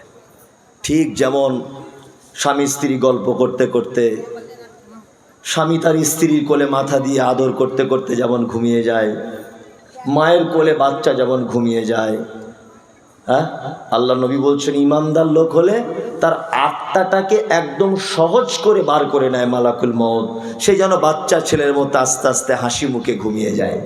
বিশ্ব নবী বলছেন লোকটা যদি খারাপ হয়, তাহলে মালাকুল মউত তার আত্মাকে এত কঠিন করে ধরে। দেখতে পাবেন আপনারা কিছু লোক যখন মারা যায়, কেউ হা করে আছে, কারো হাতগুলো এরকম করে বেঁকে যাচ্ছে, কারো পাগুলো এরকম করে বেঁকে যাচ্ছে, হ্যাঁ, কারো ঘাটটা এরকম করে বেঁকে যাচ্ছে, যায় না? যায় অনেক মানুষের। আল্লাহ নবী বলছেন যে কোনো খারাপ লোকের আত্মাকে যখন মালাকুল মউত ধরে, এত কঠিন করে ধরে, তার শিরা উপশিরা সব যেন মালাকুল মউতের হাতে যেন ছিঁড়ে চলে আসে, আরো কঠিন যন্ত্রণায় ছটপট ছটপট করে। তখন লোকটা একটা কথা বলে, বেদানার রস চায় না, আঙ্গুরের রস চায় না, ও আপেল খেতে চায় না, একটা কথা বলে। আল্লাহ কোরআনে সে কথা নোট করেছেন, কি? ফায়াকুলা রব্বি লাউলা আখরতানি ইলা আজালিন করিব ফাআসাদদাকা ওয়া আকুম মিনাস সালিহিন। আল্লাহ বলছেন, লোকটা কি বলে? ফায়াকুলা, হে আমার প্রতিপালক, রব্বি লাউলা আখরতানি, আমার টাইম শেষ, আমার টাইম শেষ, ইলা আজালিন করিব, মৃত্যু আমার নিকটে চলে আসছে, ফাসাদদাকা ওয়া কুম মিনাস সালিহিন। আল্লাহ আমাকে একটু তুমি টাইম দাও, আল্লাহ একটু আমাকে সময় দাও, ফাসাদদাকা ওয়া কুম মিনাস সালিহিন, আমি কিছু দান করে আসি আর ভালো মানুষদের অন্তর্ভুক্ত হয়ে তোমার কাছে যাই। তাহলে একটা মানুষ মরার আগে কি বলে? আল্লাহ আমাকে সুযোগ দাও, কিছু দান করে আসি। তার মানে একটা মানুষের জীবনের শেষ ইচ্ছাটাও হচ্ছে আল্লাহ আমাকে সুযোগ দাও, দান করে আসি, শেষ ইচ্ছা। আর আপনি তখন বেদানা নিয়ে লাফালাফি করছেন, আঙ্গুরের রস নিয়ে লাফালাফি করছেন। সেই সময় বরং আপনার উচিত, আপনার আব্বা যখন মৃত্যু যন্ত্রণায় ছটফট করছে, আপনার গর্ভধারিণী মা যখন মৃত্যু যন্ত্রণায় ছটফট করছে, আপনার স্ত্রী যখন হসপিটালের বেডে মৃত্যু যন্ত্রণায় ছটফট করছে, আপনার কাছে বিনীত অনুরোধ, আপনি তার পক্ষ থেকে সঙ্গে সঙ্গে দৌড়ে এসে মাদ্রাসা, মসজিদ, অনাথ, অসহায়, দুস্থ, গরিব মানুষদেরকে কিছু সাদাকা করুন। তাড়াতাড়ি করে যে আমার আব্বা খুব কষ্ট পাচ্ছে, আমার স্ত্রী খুব কষ্ট পাচ্ছে, আমার কলিজার বেটা খুব কষ্ট পাচ্ছে হসপিটালের বেডে, তাড়াতাড়ি করে তার নামে কিছু সাদাকা করুন। এইটা হচ্ছে পদ্ধতি। কারণ ওর তো আর সাদাকা করার পজিশন নেই, আছে, তা ওর পক্ষ থেকে আপনি করবেন। তার মানে একটা মানুষের জীবনের শেষ ইচ্ছাটা কি? হ্যাঁ, আল্লাহ আমাকে টাইম দাও, কিছু সাদাকা করব। এবার আপনাকে আর একটা চমৎকার কথা বলি। আচ্ছা, সাদাকা আর দান এ দুটো জিনিস আলাদা না এক? আলাদা। হ্যাঁ, একজন বলছে আলাদা, এক। একটা কথা আছে না যে যার নাম লাউ তার নাম কদু। আরবিতে বলে সাদাকা আর বাংলায় বলে কি? দান। আরবিতে বলে সাদাকা, বাংলায় বলে দান। যার নাম দান তারই নাম সাদাকা। এবার আপনাকে আরো একটা কথা আমি স্মরণ করিয়ে দিই। মৃত্যুর আগে লোকটা দান করতে চাইছে কেন? পৃথিবীর সব থেকে দামি ইবাদতের নাম কি বলুন? পৃথিবীর সব থেকে দামি ইবাদতের নাম কি? নামাজ। হাজী সাহেব ঠিক বলেছেন, বিসমিল্লাহ, আলহামদুলিল্লাহ। সব থেকে দামি ইবাদতের নাম নামাজ। আচ্ছা, তারপরে যে কোনো একটা বলুন, রোজা। আর তারপর ধরে নেন জাকাত, তাই তো? হ্যাঁ, এগুলো হচ্ছে সব থেকে ভালো কাজ। এবার আপনাদের আর একটা মজার ব্যাপার বলছি। এই, তুমি এইদিকে দেখছো কেন? আমার দিকে ফেরো। আচ্ছা, মৃত্যুর আগে লোকটা কেন বলছে আমি দান করব? ও তো বলতে পারতো যে সব থেকে দামি ইবাদত, দূরে কার নামাজ পড়বো, আল্লাহ সুযোগ দাও, এ কথা বলতে পারতো না? পারতো। পৃথিবীর প্রতিটি ইবাদতের নিজস্ব একটা পদ্ধতি আছে, আছে না? আছে। আচ্ছা, নামাজ আপনি হঠাৎ করে দাঁড়িয়ে যেতে পারবেন না। কি করা লাগবে? অজু, তাই না? অজু। আচ্ছা, অজু যদি আপনি করবেন, পানি না পান, তাহলে বিকল্প মাটি, তায়াম্মুম। আবার অজু তায়াম্মুম করলেই হবে না, নির্দিষ্ট একটা সময় হতে হবে, টাইম হতে হবে। আপনি যদি জোহরের নামাজটা এখন 10:30টায় চালু করে দেন, চলবে? চলবে না। জোহরেরটা যদি মগরিবের 3-4 মিনিট আগে পড়েন, চলবে? চলবে না। তার মানে একটা নির্দিষ্ট টাইম আছে, তাই না? আচ্ছা, তার একটা পদ্ধতিও আছে। আল্লাহু আকবার। আপনি যদি এটা বাদ দিয়ে যদি বলেন সুবহানাল্লাহ, চলবে না? চলবে না। আচ্ছা, কুল হুয়াল্লাহু আহাদ, এই সূরাটা 3 বার পড়লে কোরআন খতম করার একবার নেকি হয়, তাই না? তা কেউ যদি রুকুতে গিয়ে বলে কুল হুয়াল্লাহু আহাদ আল্লাহুস সামাদ লাম ইয়ালিদ ওয়া লাম ইউলাদ ওয়া লাম ইয়াকুল লাহু কুফুয়ান আহাদ, চলবে না? এত দামি জিনিস তাও চলবে না। তার মানে এই ইবাদতটার একটা নির্দিষ্ট পদ্ধতি আছে, তাই না? জি। আপনি রোজা করবেন, বিনা সাহারিতে চলবে? চলবে। যদি ঘুম ভাঙেনি, অ্যালার্ম দেওয়া ছিল, ঘুম ভাঙেনি, জাগতে পারেননি, তাহলে বিনা সাহারিতে চালিয়ে দেবেন, অসুবিধা নেই। কিন্তু সাহারি খাওয়া সুন্নত, তাই না? সূর্য ডুবলেই ইফতার করতে হবে। যদি আপনি মনে করেন 3 মিনিট আগেই করে নি, চলবে? চলবে না। খুব পিপাসা লেগেছে, কেউ দেখতে পাচ্ছে না, একটুখানি মেরে দিই শটাম করে, চলবে? চলবে না। তার মানে এর একটা নির্দিষ্ট পদ্ধতি আছে। পৃথিবীর প্রতিটা ইবাদতের একটা নির্দিষ্ট পদ্ধতি আছে। একটা ইবাদতের কোনো নির্দিষ্ট পদ্ধতি নেই, তার নাম নফল দান, নফল সাদাকা। আপনি শামসি বাস স্ট্যান্ডে নেমেছেন, বাস থেকে একজন এসে বলছে লা ইলাহা ইল্লাল্লাহ মুহাম্মাদুর রাসূলুল্লাহ, আমাকে কিছু ভিক্ষা দাও। তুমি জিজ্ঞাসা করতে পারবে না তুমি হিন্দু, তুমি মুসলিম, বৌদ্ধ, হানাফি, শাফি, মালিকি, দেওবন্দি, কিচ্ছু জিজ্ঞাসা করা যাবে না। খুচরো পয়সা ছিল, পদ্ধতি নেই। 10 টাকার নোট দিতে হবে, 20 টাকার নোট দিতে হবে, খুচরো দিলে চলবে না, নোটই দিতে হবে বাধ্যতামূলক, এরকম কিছু আছে না। খুচরো 5 টাকা ছিল, তার হাতে ধরিয়ে দেন। জিজ্ঞাসা করতে পারবে না তুমি কোন ধর্মের, তুমি কে। আল্লাহ নবী সাল্লাল্লাহু আলাইহি ওয়াসাল্লাম বলেছেন, উপরের হাত উত্তম, নিচের হাত খারাপ। তুমি যখন দিচ্ছ, এ হাত পাচ্ছে, তুমি দিচ্ছ, তোমার হাত উপরে, ওর হাত নিচে। লোকটা মারা যাবার আগে দান করার কথা কেন বলছেন? এই কারণে বলছেন, পৃথিবীর সবথেকে সহজ পদ্ধতিতে যে ইবাদত করলে জান্নাত পাওয়া যায় তার নাম সাদাকা। এর কোনো পদ্ধতি নেই। মাদ্রাসা থেকে এসেছে, কোন মাদ্রাসায় কতজন ছাত্র, কোন মৌলভী সাহেব কতটা জমি, কতটা আয় ব্যয়, জিজ্ঞাসা করার অপশন নেই। মহিলা ভিক্ষা করতে এসেছে, বাড়ি কোথায়, স্বামী আছে কিনা, ছেলে মেয়ে কটা, কোনো অপশন নেই।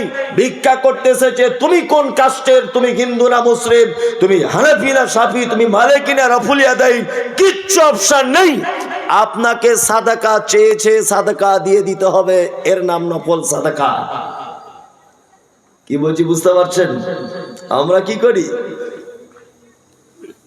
বাড়িতে ভিখারি এসেছে, কেউ আছো, কেউ আছো? তা বাড়ির লোকটা ওর ছেলেকে বলছে, গিয়ে বল যে বাড়ি কেউ নাই, যা কি বল বাড়ি কেউ নাই। ছেলেটা গিয়ে বলছে, কে তুমি? তো বলছে, আমি এই শামসি থেকে এসছি, আমার স্বামী মারা গেছে, কিছু দাও না। বলছে, আমার ঘরে কেউ নাই তো। মানে ওর বাপ পাক্কা চিটার, ছেলেটাকেও চিটারি শেখাচ্ছে মিথ্যা কথা বলে, তাই না? আল্লাহ নবী কি বলেছেন? আল্লাহ রাসূল বলেছেন, আফজালুল কওল সাদাকা। তুমি অরিজিনালি যদি বাচ্চাকে দুধ পান করাতে ব্যস্ত থাকো, তুমি অরিজিনালি যদি কাজে ব্যস্ত থাকো, সেই সময় তোমার বাড়িতে যদি ভিখারি আসে, তাহলে তুমি উত্তম কথা বলো, বুবু তুমি আমাদের বাড়িতে এসেছো, আমার ছেলের জামা কাপড়গুলো পরিষ্কার করছি, একটু যদি দুটো বাড়ি ঘুরে তবে আমাদের বাড়িতে আসো, খুব ভালো হয়। নাহলে এক কাজ করো, তুমি আগামী সপ্তাহে এসো, 2 সপ্তাহ ভিক্ষা একসাথে তোমাকে দিয়ে দেবো। এই মিষ্টি কথা বলে আপনি তাকে বাড়ি থেকে বিদায় জানাবেন। ছোট বড় কথা বলতে আপনার রাইট ইসলাম দেয়নি। মনে থাকবে, মনে থাকবে, মনে থাকবে। এইবার আপনাদেরকে একটা কথা বলি, দান করলে দুনিয়াতে আর একটা লাভ হয়। দান করলে দুনিয়াতে, আমি কিন্তু ভালো কাজ বলছি, দান করলে দুনিয়াতে কি হয়? একটা লাভ হয়। এক, আমি মমতাজুল ইসলাম, আমার রুজিতে লেখা আছে যে এ বাঁচবে 63 বছর, আর 63 বছরে রুজি বরাদ্দ করা হয়েছে 1.5 কোটি। আমি জলসায় যত টাকাই নিই, ব্যবসায় যত কোটি টাকাই লাভ করি, আমি 1.5 কোটির 1 টাকা বেশি ইনকাম করতে পারবো না। এটা আমার বরাদ্দ আছে। কি বলছি বুঝতে পারছেন? আমি মমতাজুল ইসলাম আপনাকে একটা গোপন টিপস দিয়ে যাচ্ছি। কি? পৃথিবীতে যদি ধনী হতে চান তাহলে দান করা শিখুন। আপনি 1 বছর আপনি ট্রাই করুন, যদি আপনার সম্পদ না বাড়ে তখন আপনি ফোন করে আমাকে গাল দিতে মানা করবো, গাল দিবেন না, দুটো ছোট বড় কথা বলে নেবেন। এতটুকু বলবেন, শালা 1 নম্বরে চিটার রে, বলে সব টাকাগুলো নিয়ে চলে গেল, এইটা বলবেন ফোন করে। 1 বছর আপনি ট্রাই করুন, দান করলে ধনী হওয়া যায়, কৃপণতা করে জীবনে ধনী হওয়া যায় না। তার জ্বলন্ত প্রমাণ আপনার 1.5 কোটি টাকা বরাদ্দ 63 বছরে, ভালো করে বুঝবেন। রমজান মাসে দান করলে আল্লাহর নবী বলছেন 1 টাকায় বাড়িয়ে দিয়ে 70 টাকা, তার থেকে বেশি 700 টাকা পর্যন্ত নেকি হয়, এবং তার মাল আল্লাহ বাড়িয়ে দেয়। আচ্ছা বলুন এবার, আল্লাহর কথা সত্য না মিথ্যা? জোরে বলুন, সত্য। তাহলে আপনি যদি রমজান মাসে 1.5 কোটি টাকার থেকে যদি 50,000 টাকা দান করে দেন, তাহলে ওই 50-700 গুণ সম্পদ আল্লাহ আপনাকে বাড়িয়ে দেওয়ার নিজে প্রতিশ্রুতি দিয়েছেন। আল্লাহ কখনো প্রতিশ্রুতি ভঙ্গ করে? করে না। তার মানে আমি বুঝতে পেরেছি যে দান করলেই সম্পদ বাড়ে, কৃপণতায় জীবনে সম্পদ বাড়ে না। দান করলেই সম্পদ বাড়ে, কৃপণতায় সম্পদ বাড়ে না। আর একটা চমৎকার ইসলামিক ইতিহাস আপনাকে আমি বলছি, খুব ভালো করে শুনুন, তারিখের বই থেকে। আপনি তো কৃপণতা করেন। আল্লাহ নবী সাল্লাল্লাহু আলাইহি ওয়াসাল্লাম, আল্লাহ নবী সাল্লাল্লাহু আলাইহি ওয়াসাল্লাম পৃথিবী থেকে যেদিন চলে গিয়েছিলেন, আপনারা যদি একটু বসতেন খুব ভালো লাগতো। দাঁড়িয়ে আছেন, খারাপ লাগছে, একটু বসুন ভাই, আর কিছুক্ষণের মধ্যে ছেড়ে দেবো। বসুন ভাই, আমার সোনা ভাই, হ্যাঁ বসুন বসুন, একটু বসুন, ভালো লাগবে। আরে ভাই, এই সুযোগ হয়তো আগামী বছরে আপনার আর হবে না।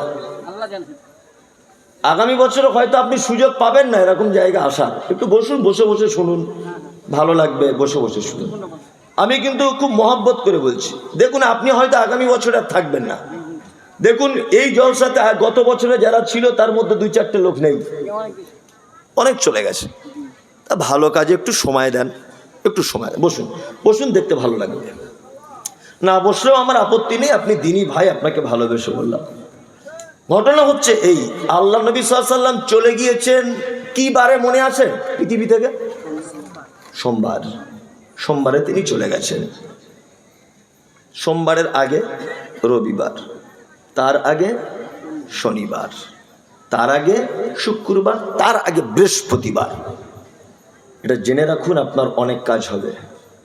আল্লাহ নবী সাল্লাল্লাহু আলাইহি ওয়াসাল্লাম জীবনের শেষ ইমামতি করেছেন বৃহস্পতিবার এশার নামাজের, শেষ ইমামতি এশার নামাজের।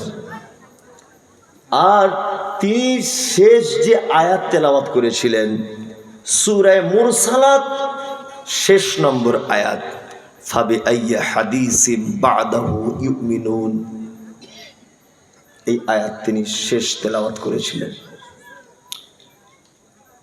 তেলাওয়াত করার পরে এশার নামাজ পড়ে বাড়ি এলেন। ফজরের সময় হযরতে বেলাল আজান দিচ্ছেন, আসসালাতু খায়রুম মিনান নাওম। আল্লাহ নবী সাল্লাল্লাহু আলাইহি ওয়াসাল্লামের ঘুম ভেঙে গেল। আম্মা জান আয়েশা 1 লোটা পানি দিলেন আল্লাহ রসুলকে। আল্লাহ রসুল সাল্লাল্লাহু আলাইহি ওয়াসাল্লাম ওযু করলেন, অজ্ঞান হয়ে পড়ে গেলেন। আবার আম্মা জান আয়েশা তুললেন, আল্লাহ রসুলের জ্ঞান চলে এলেন, আবার ওযু করলেন, আবার জ্ঞান হারিয়ে ফেললেন। 2-3 বার জ্ঞান শূন্য অবস্থায় আল্লাহ নবী সাল্লাল্লাহু আলাইহি ওয়াসাল্লাম তখন আয়েশাকে ডেকে বলছে, আয়েশা, আমি আর কোনোদিন মনে হয় নববীতে যেতে পারবো না। তুমি তোমার আব্বা আবু বকরকে বলো ডেকে আমার ইমামতির জায়গায় যেন গিয়ে দাঁড়িয়ে যায়। আম্মা জান আয়েশা ব্যাপারটা আপত্তি জানালেন। আল্লাহ নবী, আপনি আমার কাছে আছেন, আমার কাছে আপনার পালা। আপনার অন্যান্য বিবিরা ভাববে যে আমার কাছে আছে বলে আমার আব্বা কি ইমামতি করার কথা বলছে, আপনি তো অন্য কাউকে বলতে পারেন। আল্লাহ রসুল তখন বলছেন, আয়েশা, আরে তুমি কি বনি ইসরাইলদের মতো ফিতনা সৃষ্টি করতে চাইছো? আরে আমি যেটা বুঝি তুমি কি সেটা বোঝো? আমি বলছি পৃথিবীতে যদি কারোর সঙ্গে বন্ধু করতাম, তোমার আব্বা আবু বকরের সঙ্গে বন্ধু করতাম। আর তোমার আব্বা আবু বকরের সঙ্গে আমার এত বন্ধুত্ব, তোমার আব্বা আবু বকরকে বলো ইমামতি করতে যেতে। হযরত আবু বকর, আম্মা জান আয়েশা মসজিদের পর্দা সরিয়ে, মানে মসজিদে নববী আর আল্লাহ নবীর বাড়ি আয়েশার বাড়ি একই ছিল, শুধু একটা পর্দার আড়াল। আল্লাহ নবীর বিবি আয়েশা পর্দাটা সরিয়ে দিলে, দান কত গুরুত্বপূর্ণ সেটা বলছি। পর্দাটা সরিয়ে দিয়ে আবু বকর নিজের আব্বাকে ডেকে বলছেন, আব্বা, আপনাকে ইমামতি করতে যেতে বলেছেন। হযরত আবু বকর ছিলেন নরম হৃদয়ের মানুষ, হাউ হাউ করে কাঁদছেন যে আল্লাহ রসুল বেঁচে আছেন, আমি ইমামতি করতে যাব। হযরত আবু বকর হাউ হাউ করে কাঁদছেন, নরম হৃদয়ের মানুষ। এটা জেনে রাখুন, আল্লাহ নবী সাল্লাল্লাহু আলাইহি ওয়াসাল্লাম বেঁচে থাকা অবস্থায় 17 ওয়াক্তের ইমামতি করেছিলেন হযরত আবু বকর সিদ্দিক রাদিয়াল্লাহু তাআলা আনহু।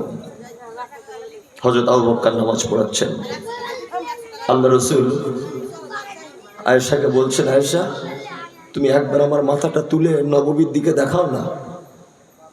আম্মা জান আয়েশা কষ্ট করে আল্লাহ রসুলের চোখ নববীর দিকে দিলেন। আল্লাহ রসুল বাচ্চা ছেলের মতো হাউ হাউ করে কাঁদছেন। আম্মা জান আয়েশা বলছে, আল্লাহ রসুল আপনি কাঁদছেন কেন? আল্লাহ রসুল বলছেন, আয়েশা, এই সেই নামাজ তায়েফের ময়দানে মেরে আমাকে একদম রক্তাক্ত অবস্থায় আমি বাড়ি চলে এসেছিলাম। উহুদে আমাকে মেরে দাঁত ভেঙে দেওয়া হয়েছিল আয়েশা। কত রক্তের বিনিময়ে যে মসজিদে নববীতে নামাজ আমি দেখতে পাচ্ছি, আমি আনন্দেই কেঁদে ফেলেছি আয়েশা। আল্লাহ নবী সাল্লাল্লাহু আলাইহি ওয়াসাল্লাম আস্তে আস্তে শুয়ে পড়লেন, অসুখ বেড়ে গেল। ঠিক শনিবারের দিন জোহরের নামাজে একটু তিনি সুস্থ হলেন। দুইজন সাহাবীর কাঁধে ভর দিয়ে বলছেন, আমাকে একটু মসজিদে নববীর ভিতরে নিয়ে চলো। তখন হযরত আবু বকর ইমামতিতে দাঁড়িয়ে আছেন। আল্লাহ নবী আস্তে আস্তে করে পিছন দিক দিয়ে ঢুকলেন। হযরত আবু বকর বুঝতে পারছেন আল্লাহ নবী ঢুকছে মানে আমাকে ইমামতি ছেড়ে পিছনে চলে আসতে হবে, নবীর আগে যাওয়া যাবে না। আর আল্লাহ কোরআন মাজিদে হাজী সাহেবরা রিয়াজুল জান্নাতে নবীজির কবর দেখেছেন, ওর উপরে কোরআনের একটা আয়াত লেখা আছে, ইয়া আইয়ুহাল্লাযীনা আমানু লা তারফাউ আসওয়াতাকুম ফাওকা সাউতিন নবী। আল্লাহ বলছে তোমরা যারা ঈমানের স্বীকৃতি প্রদানকারী, তোমরা যারা ঈমানের স্বীকৃতি প্রদানকারী, তোমরা যারা ঈমানের স্বীকৃতি প্রদানকারী, তোমরা শোনো, তোমাদের গলার কণ্ঠস্বর যদি নবীর গলার কণ্ঠ থেকে উচ্চ হয়ে যায়, লা হাবিতাত আমালুকুম, তোমাদের জীবনের সব আমল আল্লাহ বাতিল করে দিবে, সব আমল বাতিল। হযরত আবু বকর থরথর করে কাঁপছেন যে আল্লাহর নবী মসজিদের ভিতরে ঢুকছেন আর আমি ইমামতিতে দাঁড়িয়ে আছি। পিছনে চলে আসার মনস্থির করলেন। আল্লাহর নবী ইশারা করলেন হযরত আবু বকরকে, আবু বকর ওইখানেই দাঁড়াও, আমার দিকে 1 মিনিটের জন্য ফিরুন। একটা জিনিস আপনাদেরকে দেখাই, স্টেজের বাইরে যারা আছেন আমার দিকে একটুখানি ফিরে দেখান।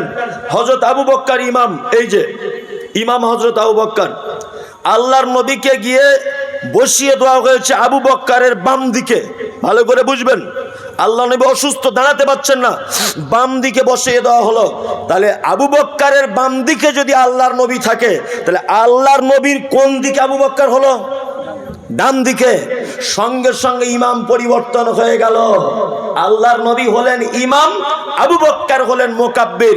অনেক সময় জানাজার মাঠে মাইকের ব্যবস্থা না থাকলে মাঝখানে একজন মুকাব্বির হয়। বড় কোনো জমাতে মাঝে মধ্যে মাইকের ব্যবস্থা না থাকলে মুকাব্বিরের প্রয়োজন হয়। ইসলামের সর্বপ্রথম যিনি মুকাব্বির তিনি হচ্ছেন হযরত আবু বকর সিদ্দিক রাদিয়াল্লাহু তাআলা আনহু। এই ঘটনা থেকে আপনি একটা শিক্ষা নিতে পারেন, ইমাম সাহেব অসুস্থ হলে বসে ইমামতি করতে পারে। ইমাম সাহেব অসুস্থ হলে প্রয়োজনে বসে ইমামতি করতে পারে, কোনো সমস্যা নেই। ইমাম সাহেবের পায়ে ফোঁড়া হয়েছে, বসে ইমামতি করতে পারে, পা লম্বা করে দিয়ে করতে পারে, কাঠের উপরে বসে যে কোনো পদ্ধতি ইমামতি করতে পারে। ওর যদি গলা বসে যায় আল্লাহু আকবার আসতে বলে, মুকাব্বির জোরে বলবে, তবে ইমাম ওই ইমামতি করবে অসুবিধার কারণে। তার জ্বলন্ত প্রমাণ, নামাজ পড়া অবস্থাতে হযরত আবু বকর ইমাম পরিবর্তন করে আল্লাহর নবী ইমাম হলেন, ইমাম মুকাব্বির হলেন কে? আবু বকর। নামাজ শেষ হয়ে গেল, আল্লাহ নবী সাল্লাল্লাহু আলাইহি ওয়াসাল্লাম দুইজন সাহাবীর কাঁধে হাত দিয়ে আম্মা জান আয়েশার কাছে এসে বলছেন, এবার আয়েশা, আচ্ছা আমাদের বাড়িতে কি কোনো সম্পদ আছে, টাকা পয়সা কিছু আছে আমাদের বাড়িতে? আম্মা জান আয়েশা তখন বলছেন, আল্লাহর রাসূল, আমাদের বাড়িতে 9টা দিরহাম আছে, দিনার আছে। দিনার বুঝেন? দিরহাম মানে চাঁদির পয়সা, আগেকার দিনে চলতো। দিনার মানে স্বর্ণের কয়েন, আগেকার দিনে চলতো। আম্মা জান আয়েশা বলছেন আমাদের বাড়িতে 9টা আছে। আল্লাহর নবী এ কথা শোনার পরে গলার কণ্ঠটা একটু উঁচু করে দিয়ে বলছেন, আয়েশা কি সর্বনাশ তুমি করলে? আরে তুমি যদি এই 9টা টাকা আল্লাহ রাস্তায় সাদকা করে দিতে, তাহলে আমার রবের কাছে আমি এর থেকে অনেক গুণে বেশি পেতাম। শোনো আয়েশা, কোন নবী এবং রাসূল, কোন ইমামদারদের এটা উচিত নয় এত নিকৃষ্ট সম্পদ দুনিয়াতে জমা রেখে আল্লাহর সাথে সাক্ষাৎ করবে। তার মানে আল্লাহ নবী সাল্লাল্লাহু আলাইহি ওয়াসাল্লাম অতিরিক্ত সম্পদ জমাকারীকে নিকৃষ্ট সম্পদ বলে বুঝিয়েছেন। কি বলছি বুঝতে পারছেন? তার মানে মুহাম্মদ সাল্লাল্লাহু আলাইহি ওয়াসাল্লাম জীবনের শেষ যে কথা বলেছেন, আয়েশা এই 9টা টাকা তাড়াতাড়ি করে আল্লাহর রাস্তায় সাদকা করে দাও।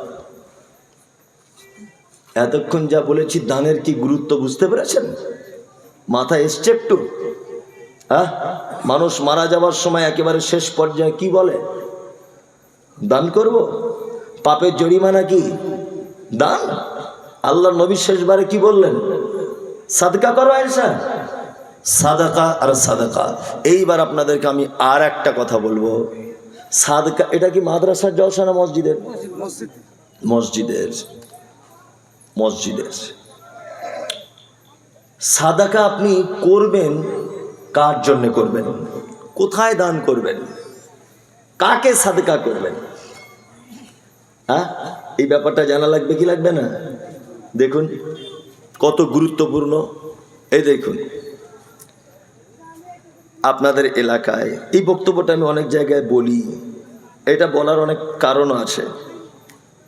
একটা লোকের 4 বেটা 4টে। আচ্ছা 4 বেটা যদি হয়, বেটারা তার আব্বা মাকে বুড়ো বয়সে কি করে খেতে দেয়? পালি পালি করে দেয়।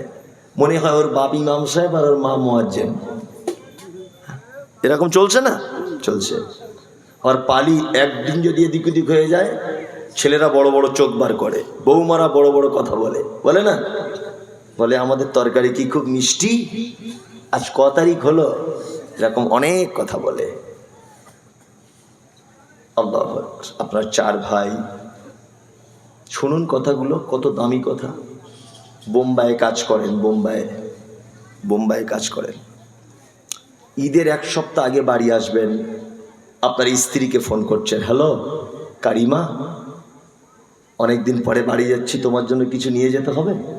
বলছে আমার জন্য একটা লেহেঙ্গা আনবে, ছেলের জন্য জিন্স প্যান্ট, মেয়ের জন্য সালোয়ার, আর আমার বোনের জন্য 2টো চুড়িদারের কাপড় আনবে, সালোয়ারের কাপড়। ওই ছেলেটা দিল্লির কোনো একটা বড় শপিং মলে কেনাকাটা করছে, ওর স্ত্রী আবার ফোন করছে, হ্যালো কেনাকাটা করা হলো, শোনো শাড়ির সঙ্গে ব্লাউজটা ম্যাচিং করে নিও কিন্তু, না তো ঈদের দিনে পরলে মানাবে না। ও বেশ ম্যাচিং করে কিনছে। ও তখন ফট করে বলে দিয়েছে ফোনে, তোমাদের সবার কেনা কমপ্লিট, শুধু আব্বা আর মায়ের কেনাটা বাকি আছে। তখন ওর স্ত্রী বলছে, কেন প্রত্যেক বছরে তুমি কেন আব্বা মাকে জামা কাপড় দিতে যাবে, তোমার আর 3টে ভাই চোখে দেখতে পারে না? এ তখন বইয়ের কথা শুনে ভয়ে বাড়ি চলে এসেছে, আব্বা মায়ের জন্য কিচ্ছু আনা হয়নি। ঈদের দিনে আপনাদের এখানে মসজিদে তাকবীর হয়, আল্লাহু আকবার আল্লাহু আকবার, লা ইলাহা ইল্লাল্লাহ, আল্লাহু আকবার আল্লাহু আকবার, ওয়ালিল্লাহিল হামদ, হয় না? হয়। ঈদের তাকবীর দিচ্ছে, সবাই নতুন জামা কাপড় পরে ঈদগাহের দিকে যাচ্ছে। আর তোমাদের 2 তলা সব বাড়ি, তো তোমার আব্বা মা 2 তলার সিঁড়িতে উঠতে পারে না বলে তোমার মা আর তোমার আব্বা সিঁড়ির ঘরের তলাতে একটা খাটের উপরে থাকে। তোমার আব্বার বয়স 90-95 আর তোমার মায়ের বয়স 85, দুজন। সবাই নতুন জামা পরে ঈদগাহে চলে গেল। তোমার মা আস্তে আস্তে কাঁদতে কাঁদতে উঠে তোমার আব্বাকে বলছে, সাইফুলের আব্বা তুমি ঈদগাহে যাবে না? জীবনের শেষ নামাজও তো তোমার এটা হতে পারে, একটু ঈদগাহে যাও না। সাইফুলের আব্বা তখন বলছে, যেতে তো ইচ্ছা করে, কি পরে যাব? মা তখন বলছে, বড় মেয়ে একটা পাঞ্জাবি দিয়েছিল গত বছর, ওটা বাক্সে তোলা আছে, আমি বার করে দিই। ওর মা কষ্ট করে বাক্স থেকে পাঞ্জাবিটা বার করে দিল। বুড়ো মানুষ পরে আস্তে আস্তে আস্তে আস্তে করে ঈদগাহে যাচ্ছে, লাঠি নিয়ে হেঁটে হেঁটে। খুতবা শেষ, সবাই চলে এলো, ওর আব্বা আস্তে আস্তে করে বাড়ি চলে এলো। মেন গেটের সামনে ওর আব্বা বসে আছে। দুপুর 2টো বাজে। আপনার বাড়িতে লাচ্চা, সেমুই, পায়েস, গোস্ত, পরোটা, কত কি ঈদের দিনে রান্না হয়। আপনার শালা শাড়ি আসছে, হো হো করে খাচ্ছেন, চিল্লামিল্লি করছেন। আপনার আব্বা আর মা দুপুর 2টো পর্যন্ত খেতে পেল কিনা কোনো খোঁজ হলো না।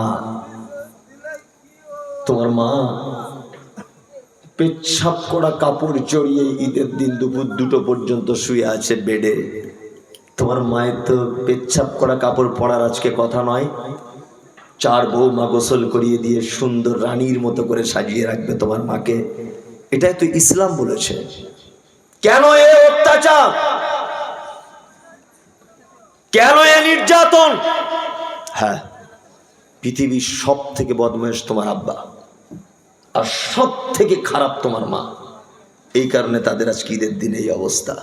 তোমার মায়ের অপরাধগুলো যে কি বড় বড় অপরাধ, একটা একটা করে তোমার মায়ের অপরাধ বলি। তোমার মা এই গ্রামের সব থেকে পর্দাশীল নারী, জীবনে কোনোদিন কোনো পরপুরুষের মুখ দেখায়নি। কিন্তু তুমি যখন পেটে ছিলে, তোমাকে হসপিটালে ভর্তি করা হয়েছে, ডাক্তারবাবু বলেছে নরমালে বাচ্চা হবে না, ডাক্তারবাবু বলেছে সিজার করতে হবে। তোমার যে মা জীবনে কোনো পরপুরুষের মুখ দেখেনি, সেই মা তোমার মতো অপদার্থ বাচ্চাকে জন্ম দিতে গিয়ে মালদার কোন এক হসপিটালে নিজের লজ্জাস্থান দেখিয়েছে পরপুরুষ ডাক্তারকে। তোমার মায়ের জীবনের সব থেকে বড় অপরাধ এটা, যে তোমার মতো অপদার্থ বেটাকে জন্ম দিতে গিয়ে নিজের লজ্জাস্থান দেখিয়ে বাড়ি এসছে। তোমার মায়ের মাথার চুল ছিল বড় বড়, পাড়ার অন্যান্য মেয়েরা তোমার মায়ের মাথার চুল দেখতে আসতো, বুবু কি তেল তুমি ব্যবহার করো, ইত্যাদি ইত্যাদি। তোমার মায়ের মাথার হাঁটু পর্যন্ত দোলা কুচকুচে মাথার চুল, তোমার মতো অপদার্থ বেটাকে জন্ম দিতে গিয়ে লাল রক্তে হাসপাতালের বেডের জমাট বেঁধে গিয়েছিল। এটা তোমার মায়ের জীবনের দ্বিতীয় বড় অপরাধ। তোমার মায়ের তৃতীয় বড় অপরাধ, তোমার মা ছিল তোমার নানার একমাত্র বেটি। তোমার মা ছিল এত লাজুক, তোমার মা ছিল এত ভীতু, তোমার মা কখনো ইনজেকশন দিতে পারতো না। কিন্তু তোমার মা তোমার মতো অপদার্থ বাচ্চাকে জন্ম দিতে গিয়ে হসপিটালের বেডে দাঁড়িয়ে আছে। তোমার মা, ডাক্তারবাবু বলছে বাচ্চা আড়াআড়ি করে লেগে গেছে, বাচ্চা পেটের ভিতরে মারা যেতে পারে। তোমার মা সেদিন ডাক্তারের দুটো হাত ধরে বলেছিল, ডাক্তারবাবু আমার প্রাণের বিনিময়ে হলে আপনি আমার বাচ্চার মুখটা একবার দেখান। ডাক্তার ধারালো ছুরি আর কাঁচি দিয়ে তোমার মায়ের হাঁসের ডিমের মতো সাদা চকচকে পেটটাকে কেটে দিয়ে তোমার মতো অপদার্থ বাচ্চাকে পৃথিবীর আলো দেখানো হয়েছিল। সেই যে তোমার মায়ের এই যে সিজার করা কাটা দাগ, আজও পর্যন্ত 85 বছর বয়সে বিছানাতে ব্যথা অনুভব করে। এটা তোমার মায়ের জীবনের তৃতীয় বড় অপরাধ। তোমার মায়ের অপরাধ, চিকিৎসা বিজ্ঞানীরা বলেছে প্রত্যেক দিন একটা বাচ্চা 8 বার দুধ পান করে, এক একবারে 250 গ্রাম করে দুধ পান করে। কোরআনের ভাষাতে তাকে 30 মাস দুধ পান করাতে হয়, 2 বছরের কাছাকাছি। কোরআনের ভাষায় 2 বছর যদি দুধ পান করে, প্রতিদিন যদি 8 বার করে যদি দুধ পান করে, তোমার মায়ের প্রায় কত লাখ টাকার তুমি দুধ পান করেছ, এইটা তুমি আগে হিসাব করে দেখো। তোমার মায়ের থেকে খারাপ লোক আর কেউ আছে যে তোমার জন্য নিজের লজ্জাস্থান দেখালো পরপুরুষকে, তোমার জন্য নিজের পেটের দামি চামড়া কেটে দিল, তোমার জন্য কালো চুল লাল হয়ে গেল, তোমার জন্য তোমার মায়ের বুকের স্তনটা ঝুলে গেল, তুমি যেদিকে ফিরেছ সেদিকে ধরে চুষেছ। এটা তোমার মায়ের অবদান। তোমার মায়ের সৌন্দর্য তুমি নষ্ট করেছ, তোমার মায়ের লাবণ্য তুমি নষ্ট করেছ। তোমার আব্বা ও তো আরো বদমাইশ লোক, তোমাকে দামি স্কুলে পড়াবে বলে দুর্গাপুরে গিয়েছিল রাজমিস্ত্রি কাজ করতে, বয়স তার 65 বছর। 2 তলার উপরে মশলা দিয়ে কাঁপতে কাঁপতে সিঁড়ি দিয়ে তোমার আব্বা উঠছে। তোমার মা সেই সময় ফোন করে বলছে, কি গো, জুলফিকার সাইকেলে করে স্কুলে যায়, খাদিজারা সাইকেলে করে স্কুলে যায়, আমাদের রবিউলকে একটা সাইকেল কিনে দিলে হয় না? তোমার আব্বা বলছে বেতন তো খুব কম, এক কাজ করি তাহলে 9টার সময়তে 30 টাকা করে টিফিন খরচা পাই, ওই খরচার টাকাটা বাঁচিয়ে বাঁচিয়ে তোমার মায়ের ব্যাংকের অ্যাকাউন্টে পাঠিয়ে দিয়ে বলেছিল রবিউলকে একটা সাইকেল কিনে দিও। এটা তোমার আব্বা। তোমার আব্বা টোটো গাড়ি চালাতো। শামসিতে রাত 2টোর সময় একটা ট্রেন এসে দাঁড়ায়, 3 জন প্যাসেঞ্জার নামবে। তোমার আব্বা পৌষ মাসের হাড় কাঁপানো শীতে প্যাসেঞ্জার গুলোকে তাদের বাড়িতে পৌঁছে দিয়ে আসবে, বিনিময়ে 200টা টাকা পাবে, সকালে তোমার স্কুলের বেতন দিতে হবে। তাই এটা তোমার আব্বা। কোরআন এদের ব্যাপারে বলেছে, ইয়াসআলুনাকা মাযা ইউনফিকুন কুল মা আনফাকতুম মিন খাইরিন ফালিল ওয়ালিদাইন ওয়াল আকরাবিন ওয়াল ইয়াতামা ওয়াল মাসাকিন ওয়া বনিস সাবিল ওয়া মা তাফআলু মিন খাইরিন ফাইন্নাল্লাহা বিহি আলিম। আল্লাহ তাআলা পবিত্র আল কোরআনে বলছে, কুল মা আনফাকতুম মিন খাইরিন ফালিল ওয়ালিদাইন।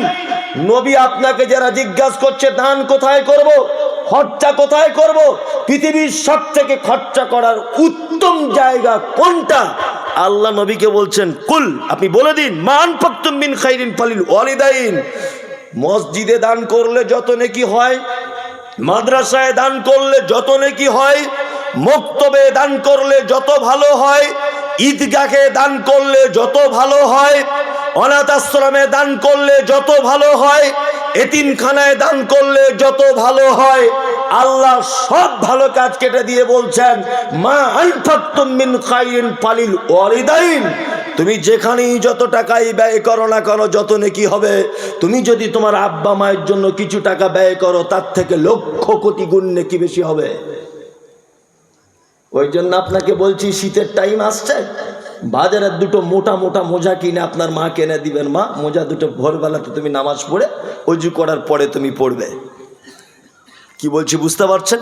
অজু করার পরে মা তুমি পড়বে।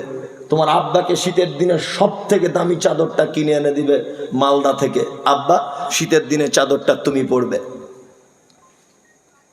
2 ওয়ালা করাবিন, আল্লাহ বলছে খরচা করো নিকট আত্মীয়দের ভিতরে, ওয়ালিয়াতামা, তারপরে এতিমদের পিছনে খরচা করো, ওয়াল মাসাকিন, মিসকিনদের পিছনে করো, অবনিস সাবিল, সায়েলদের পিছনে করো, ওমা তাফআলু মিন খাইরিন ফাইন্নাল্লাহা বিহি আলিম। আল্লাহ বলছে নিশ্চয়ই এইগুলো ভালো কাজ, ইন্নাল্লাহা বিহি আলিম, নিশ্চয় আল্লাহ এই ব্যাপারগুলোতে অবগত আছে। তার মানে সব থেকে উত্তম খরচা করার জায়গা সিরিয়ালে কে আছে? পিতামাতা। এদের জন্য খরচা করবেন। কি বলছে বুঝতে পারছেন? এদের জন্য কি করবেন? খরচা করবেন। বইয়ের কথা শুনে কৃপণতা করবেন না একদম। সব থেকে বাজারের জামা কাপড় ভালো যেটা, আপনার আব্বাকে এনে দেবেন, দেখবেন সম্পদ বেড়ে যাবে। বাইরে ঘাটে যেখানেই যাবেন, আপনার মাকে বলে যাবেন, মা আমি আসছি, আমার জন্য দোয়া করো। মায়ের দোয়া কবুল হতে আসমানে কোনো রকমের প্যান্ডেলের ব্যবস্থা থাকে না যে ফুটো হয়ে উঠতে পারবে না, কোনো রকমের পর্দা নেই, ডাইরেক্ট কবুল। আপনার স্ত্রীর দোয়া কবুল হতে নাও পারে। কি বলছি বুঝতে পারছেন? আপনার শাশুড়ির দোয়া কবুল হতে নাও পারে। যেখানেই যাবেন আপনার মাকে বলে যাবেন। আর স্ত্রীর ভয়ে মাকে অত্যাচার করবেন, এই কাপুরুষতা যেন আপনার অন্তরে কাজ না করে। আপনার স্ত্রীকে বরং একটা কথা বলে দেবেন, থাকতে হয় থাকো, নয়তো এখান থেকে চলো, আমার আব্বা মায়ের সেবাটা আগে করতে হবে। বিনিময় কি? জান্নাত। পৃথিবীতে যত দান করার জায়গা অর্থাৎ খরচা করার জায়গা, আল্লাহ বলছে উত্তম জায়গা সন্তান তার আব্বা মায়ের জন্য যে টাকাটা খরচা করে। তার মানে দান সম্পর্কে আপনাদেরকে আমি অনেক গুরুত্বপূর্ণ অনেক তথ্য পেশ করলাম। একটা একটা করে যদি দানের তথ্য পেশ করা যায় তো অনেক পেশ করা যাবে। আমি আর দান সম্পর্কে বলছি না, এইবার আপনাকে বলছি আল্লাহ 4টে লোককে বেশি ভালোবাসে। 1, যারা সচ্ছলতায় অসচ্ছলতায় আল্লাহর রাস্তায় সাদাকা করে। 2, 3 ওয়াল কাযিমিনাল গায়জা, আর রাগ হয়ে গেলে যারা কন্ট্রোল করে। রাগ কন্ট্রোল আছে? যত রাগ সব বাড়ির বউকে দেখান। হ্যাঁ, রাস্তাঘাটে দেখালে আপনার পিঠের চামড়া উঠে যাবে। ওই রাগ কাকে দেখান? স্ত্রীকে। পরের মেয়ে তো ওই জন্য ওকে সবসময় রাগ দেখাবেন না। আর ও রাগ দেখানোর জিনিস নাই। ওর থেকে যদি কিছু পেতে চান আপনার স্ত্রীর কাছে, তাহলে পৃথিবীর সব থেকে দামি উপহার ওকে একটু ভালোবাসুন। ওকে একটু ভালোবাসুন, আপনি সব কাছে পাবেন। সব কিছু ওর কাছে আছে, এমন কোনো জিনিস নেই যে আল্লাহ ওর কাছে দেয়নি। ও একটু ভালোবাসার ভিখারি। ওকে রাগ দেখিয়ে মারবেন না, আর রাগ কন্ট্রোল করবেন। স্বামী স্ত্রী খুব তর্ক হচ্ছে দাঁড়িয়ে থাকা অবস্থায়, ইসলাম বলছে সঙ্গে সঙ্গে বসে পড়ো। এই পুরুষ, রাগ হয়ে গেলে বসে পড়তে হবে। 2, একটা দোয়া বারবার পড়বেন রাগ হয়ে গেলে, আউযু বিল্লাহি মিনাশ শাইতানির রাজিম, আউযু বিল্লাহি মিনাশ শাইতানির রাজিম। তার মানে শয়তান এখন আপনার মাথার উপরে চেপেছে। আল্লাহ নবী সাল্লাল্লাহু আলাইহি ওয়াসাল্লাম বলছেন, প্রকৃতপক্ষে বীর যোদ্ধা কে জানো? তা সাহাবীগণ বলছেন, আল্লাহ রসুল, যে লড়াই করতে করতে জিতে যায়। আল্লাহ রসুল বলছেন, না, প্রকৃত বীর যোদ্ধা হচ্ছে সেই যে রাগ হয়ে গেলে রাগকে কন্ট্রোল করে দিতে পারে। হ্যাঁ, রাগ হয়ে গেলে রাগকে কন্ট্রোল করে দিতে পারে। রাস্তা দিয়ে যাচ্ছেন, হঠাৎ একজন বলছে, সালার বেটা সালা, দাঁড়া তুই। আপনিও তাকে গাল দিলেন, তোর মা এই করি, তোর বোনের এই করি, তোর চাচির সাথে এই করি, গাল দিয়ে দিলেন। তাহলে আপনি কেমন মুসলমান? ও গাল দিয়েছে, আপনি এতটুকু বলে দেন যে আমি বিচার কাছে ঠিক বিচার দিয়ে দিলাম, আমি তো কোনো দোষ করিনি। প্রতিশোধ নেবেন না। ওয়াল আফিনা আনিন নাস, আল্লাহ তাআলা বলছেন, তোমাদের কাছে যদি কোনো মানুষ অপরাধ করে, অপরাধকে কি করো? ক্ষমা করে দাও। দেখুন, ইসলাম শুধুমাত্র হাদিস এবং কোরআনের প্রচারের মাধ্যমে এসেছে তা নয়। ইসলাম এসেছে মুহাম্মদ সাল্লাল্লাহু আলাইহি ওয়াসাল্লামের চরিত্রের দিকে লক্ষ্য করেও অনেকটা এসেছে। ক্ষমা করে দেওয়া, মারাত্মক বড় অপরাধী, মারাত্মক বড় অপরাধী। আল্লাহ নবী সাল্লাল্লাহু আলাইহি ওয়াসাল্লাম সুযোগ পাওয়ার পরেও অপরাধীদেরকে ক্ষমা করে দিয়েছেন, তাই না? আল্লাহ রসুল কোন এক জায়গা থেকে ফিরছিলেন, রাস্তাতে বিশ্রাম করছেন। একজন ইহুদি উন্মুক্ত একটি তলোয়ারটা নিয়ে আল্লাহ রসুল সাল্লাল্লাহু আলাইহি ওয়াসাল্লামকে মারবেন। এই সময় আল্লাহ রসুলের ঘুম ভেঙে গেল, চমকে দেখছেন যে একটা লোকের হাতে তলোয়ার। তখন লোকটা বলছে, এই মোহাম্মদ, এই খুব বাড়াবাড়ি করছো না, বলো এই তলোয়ারের আঘাত থেকে তোমাকে কে বাঁচায়? আল্লাহ নবী সাল্লাল্লাহু আলাইহি ওয়াসাল্লাম বলেছিলেন, আল্লাহ। ইহুদির হাত থেকে তলোয়ার কাঁপতে কাঁপতে কাঁপতে কাঁপতে থরথর করে পড়ে গেল। আল্লাহ নবী সাল্লাল্লাহু আলাইহি ওয়াসাল্লাম তলোয়ারটি নিলেন, নিয়ে বলছেন, ইহুদি, এইবারে বলো তোমাকে কে বাঁচাবে, বলো তোমাকে কে বাঁচাবে? ইহুদি তখন বলছেন, আপনি খুব ভালো লোক, মানে ঠেলায় না পড়লে বিড়াল গাছে ওঠে না। আপনি খুব ভালো লোক, আপনি খুব দয়ালু, আপনি একটু দয়া করুন, তাহলে আমি বেঁচে যাব। আল্লাহ নবী সাল্লাল্লাহু আলাইহি ওয়াসাল্লাম লোকটার গায়ে হাত বুলিয়ে ছেড়ে দিলেন, যাও তুমি চলে যাও। ক্ষমা কেন করবো, আমি তোমাকে মারতে যাব কেন? লোকটা গিয়ে তার বন্ধুদেরকে বলছে, জানিস, মুহাম্মদ সম্পর্কে যারা কটু কথা বলে, আমি তাদেরকে আর কোনোদিন ভালোবাসতে পারবো না, কারণ লোকটার হাতে তলোয়ার থাকার পরেও, সুযোগ পাওয়ার পরেও আমার প্রতিশোধ গ্রহণ করেনি। চল বরং দলবদ্ধভাবে গিয়ে তার কাছে কলেমা পড়ি। লোকটা ফিরে এসে ইসলাম গ্রহণ করলেন। আখলাক, চরিত্র, মানুষকে ক্ষমা করবেন, প্রতিশোধ নেবেন না। যেই ভুল করেছে, ভাই ভুল করেছে, একটু ক্ষমা করে দেন। আমাদের চরিত্র কি? আমাদের চরিত্র ক্ষমা তো করি না, বরং আবার এরকম করে বলি, তুই মরে গেলে তোর জানাজাটাও পড়বো না রে। হ্যাঁ, যত বড়ই আপনি পাপী হন, যত বড়ই পাপী, রাতের বেলা সবাই যখন ঘুমিয়ে যায়, একবার শুধু 2 রাকাত নামাজ পড়ে গভীর রাত্রে আল্লাহকে ডেকে বলুন, আল্লাহ তুমি আমাকে ক্ষমা করে দাও। ক্ষমা হয়ে যাবে, পাহাড় সমপরিমাণ পাপ ক্ষমা হয়ে যাবে। আল্লাহ, আমার মেয়েটা ব্লাড ক্যান্সারে ভুগছে, ক্ষমা ভালো করে দাও, ভালো হয়ে যাবে। আল্লাহ, আমার ছেলেটা অসুস্থ, ভালো করে দাও, ভালো হয়ে যাবে। আল্লাহ যদি আপনার মতো বড় পাপীকে ক্ষমা করে দিতে পারে, তা আপনার ভাই কি এমন অপরাধ করেছে যে তাকে ক্ষমা করা যাবে না? ইনশাআল্লাহ পাড়া প্রতিবেশীদের সঙ্গে যারা আমরা ঝগড়া বিবাদে আছি, আমরা কাল সকাল থেকে তাদেরকে এক অপরকে ক্ষমা করে ভ্রাতৃত্বের বন্ধনে অটুটভাবে থাকবে। ইনশাআল্লাহ বলুন, ক্ষমা করে দেবেন সবাইকে। ভাই ভাই কথা বলবেন, মায়ের সঙ্গে কথা হয় না কথা বলবেন, শ্বশুর বাড়ির সঙ্গে সম্পর্ক খারাপ কথা বলবেন। আল্লাহ বলছে, আল্লাহু ইউহিব্বুল মুহসিনিন, নিশ্চয়ই 4 গুণে গুণান্বিত মানুষদেরকে আমি সব থেকে বেশি পছন্দ করি, সব থেকে বেশি পছন্দ করি। রাত্রি এখন প্রায় 1টার কাছাকাছি বাজে। এটা মসজিদের সম্ভবত মনে হয় কালেকশনের জলসা, তাই তো? হ্যাঁ, মসজিদের। আপনারা কেউ চলে যাবেন না, আমি একে ছাড়বো না, একটাতেই ছেড়ে দেবো। মানুষ ওঠা বসা করছে, বুঝতে পারছে ঘুমের ব্যাপার, ফজরে উঠতে হবে, যারা আপনারা বসে আছেন, আমি বলেছি দান করতে হবে কার নামে? আব্বা ভাইয়ের নামে, বেশি ভালো। যাদের আব্বা মা বেঁচে আছে, এইরকম কোন সন্তান বলুন যে আমার আব্বা এবং মায়ের জন্য আমার পক্ষ থেকে 5,000 টাকা আমি মসজিদে দিচ্ছি। দেখবেন ওরা বেঁচে থাকলে ওদের অন্তর ভরে যাবে। আজকে জীবনের সব থেকে বেশি আনন্দ পাবে তারা, যে আমার ছেলে জীবিত অবস্থায় দেখে যাচ্ছে আমার জন্য দান করেছে। কেউ আছেন এখানে? একজন বলুন তো।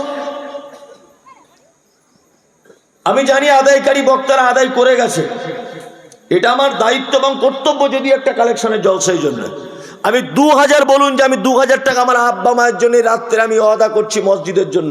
একটা লোক বলুন দেখি।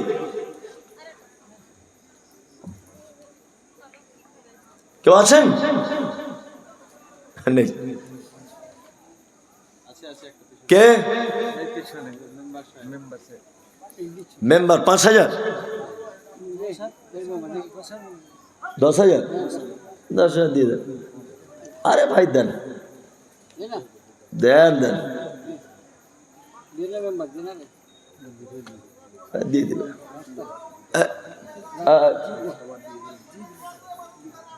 ক্যাশ টাকা দিয়ে দিল।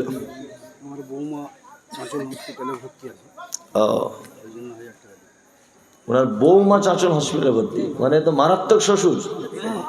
যাই হোক, শ্বশুর আর বৌমার সম্পর্ক নিশ্চয়ই ভালো।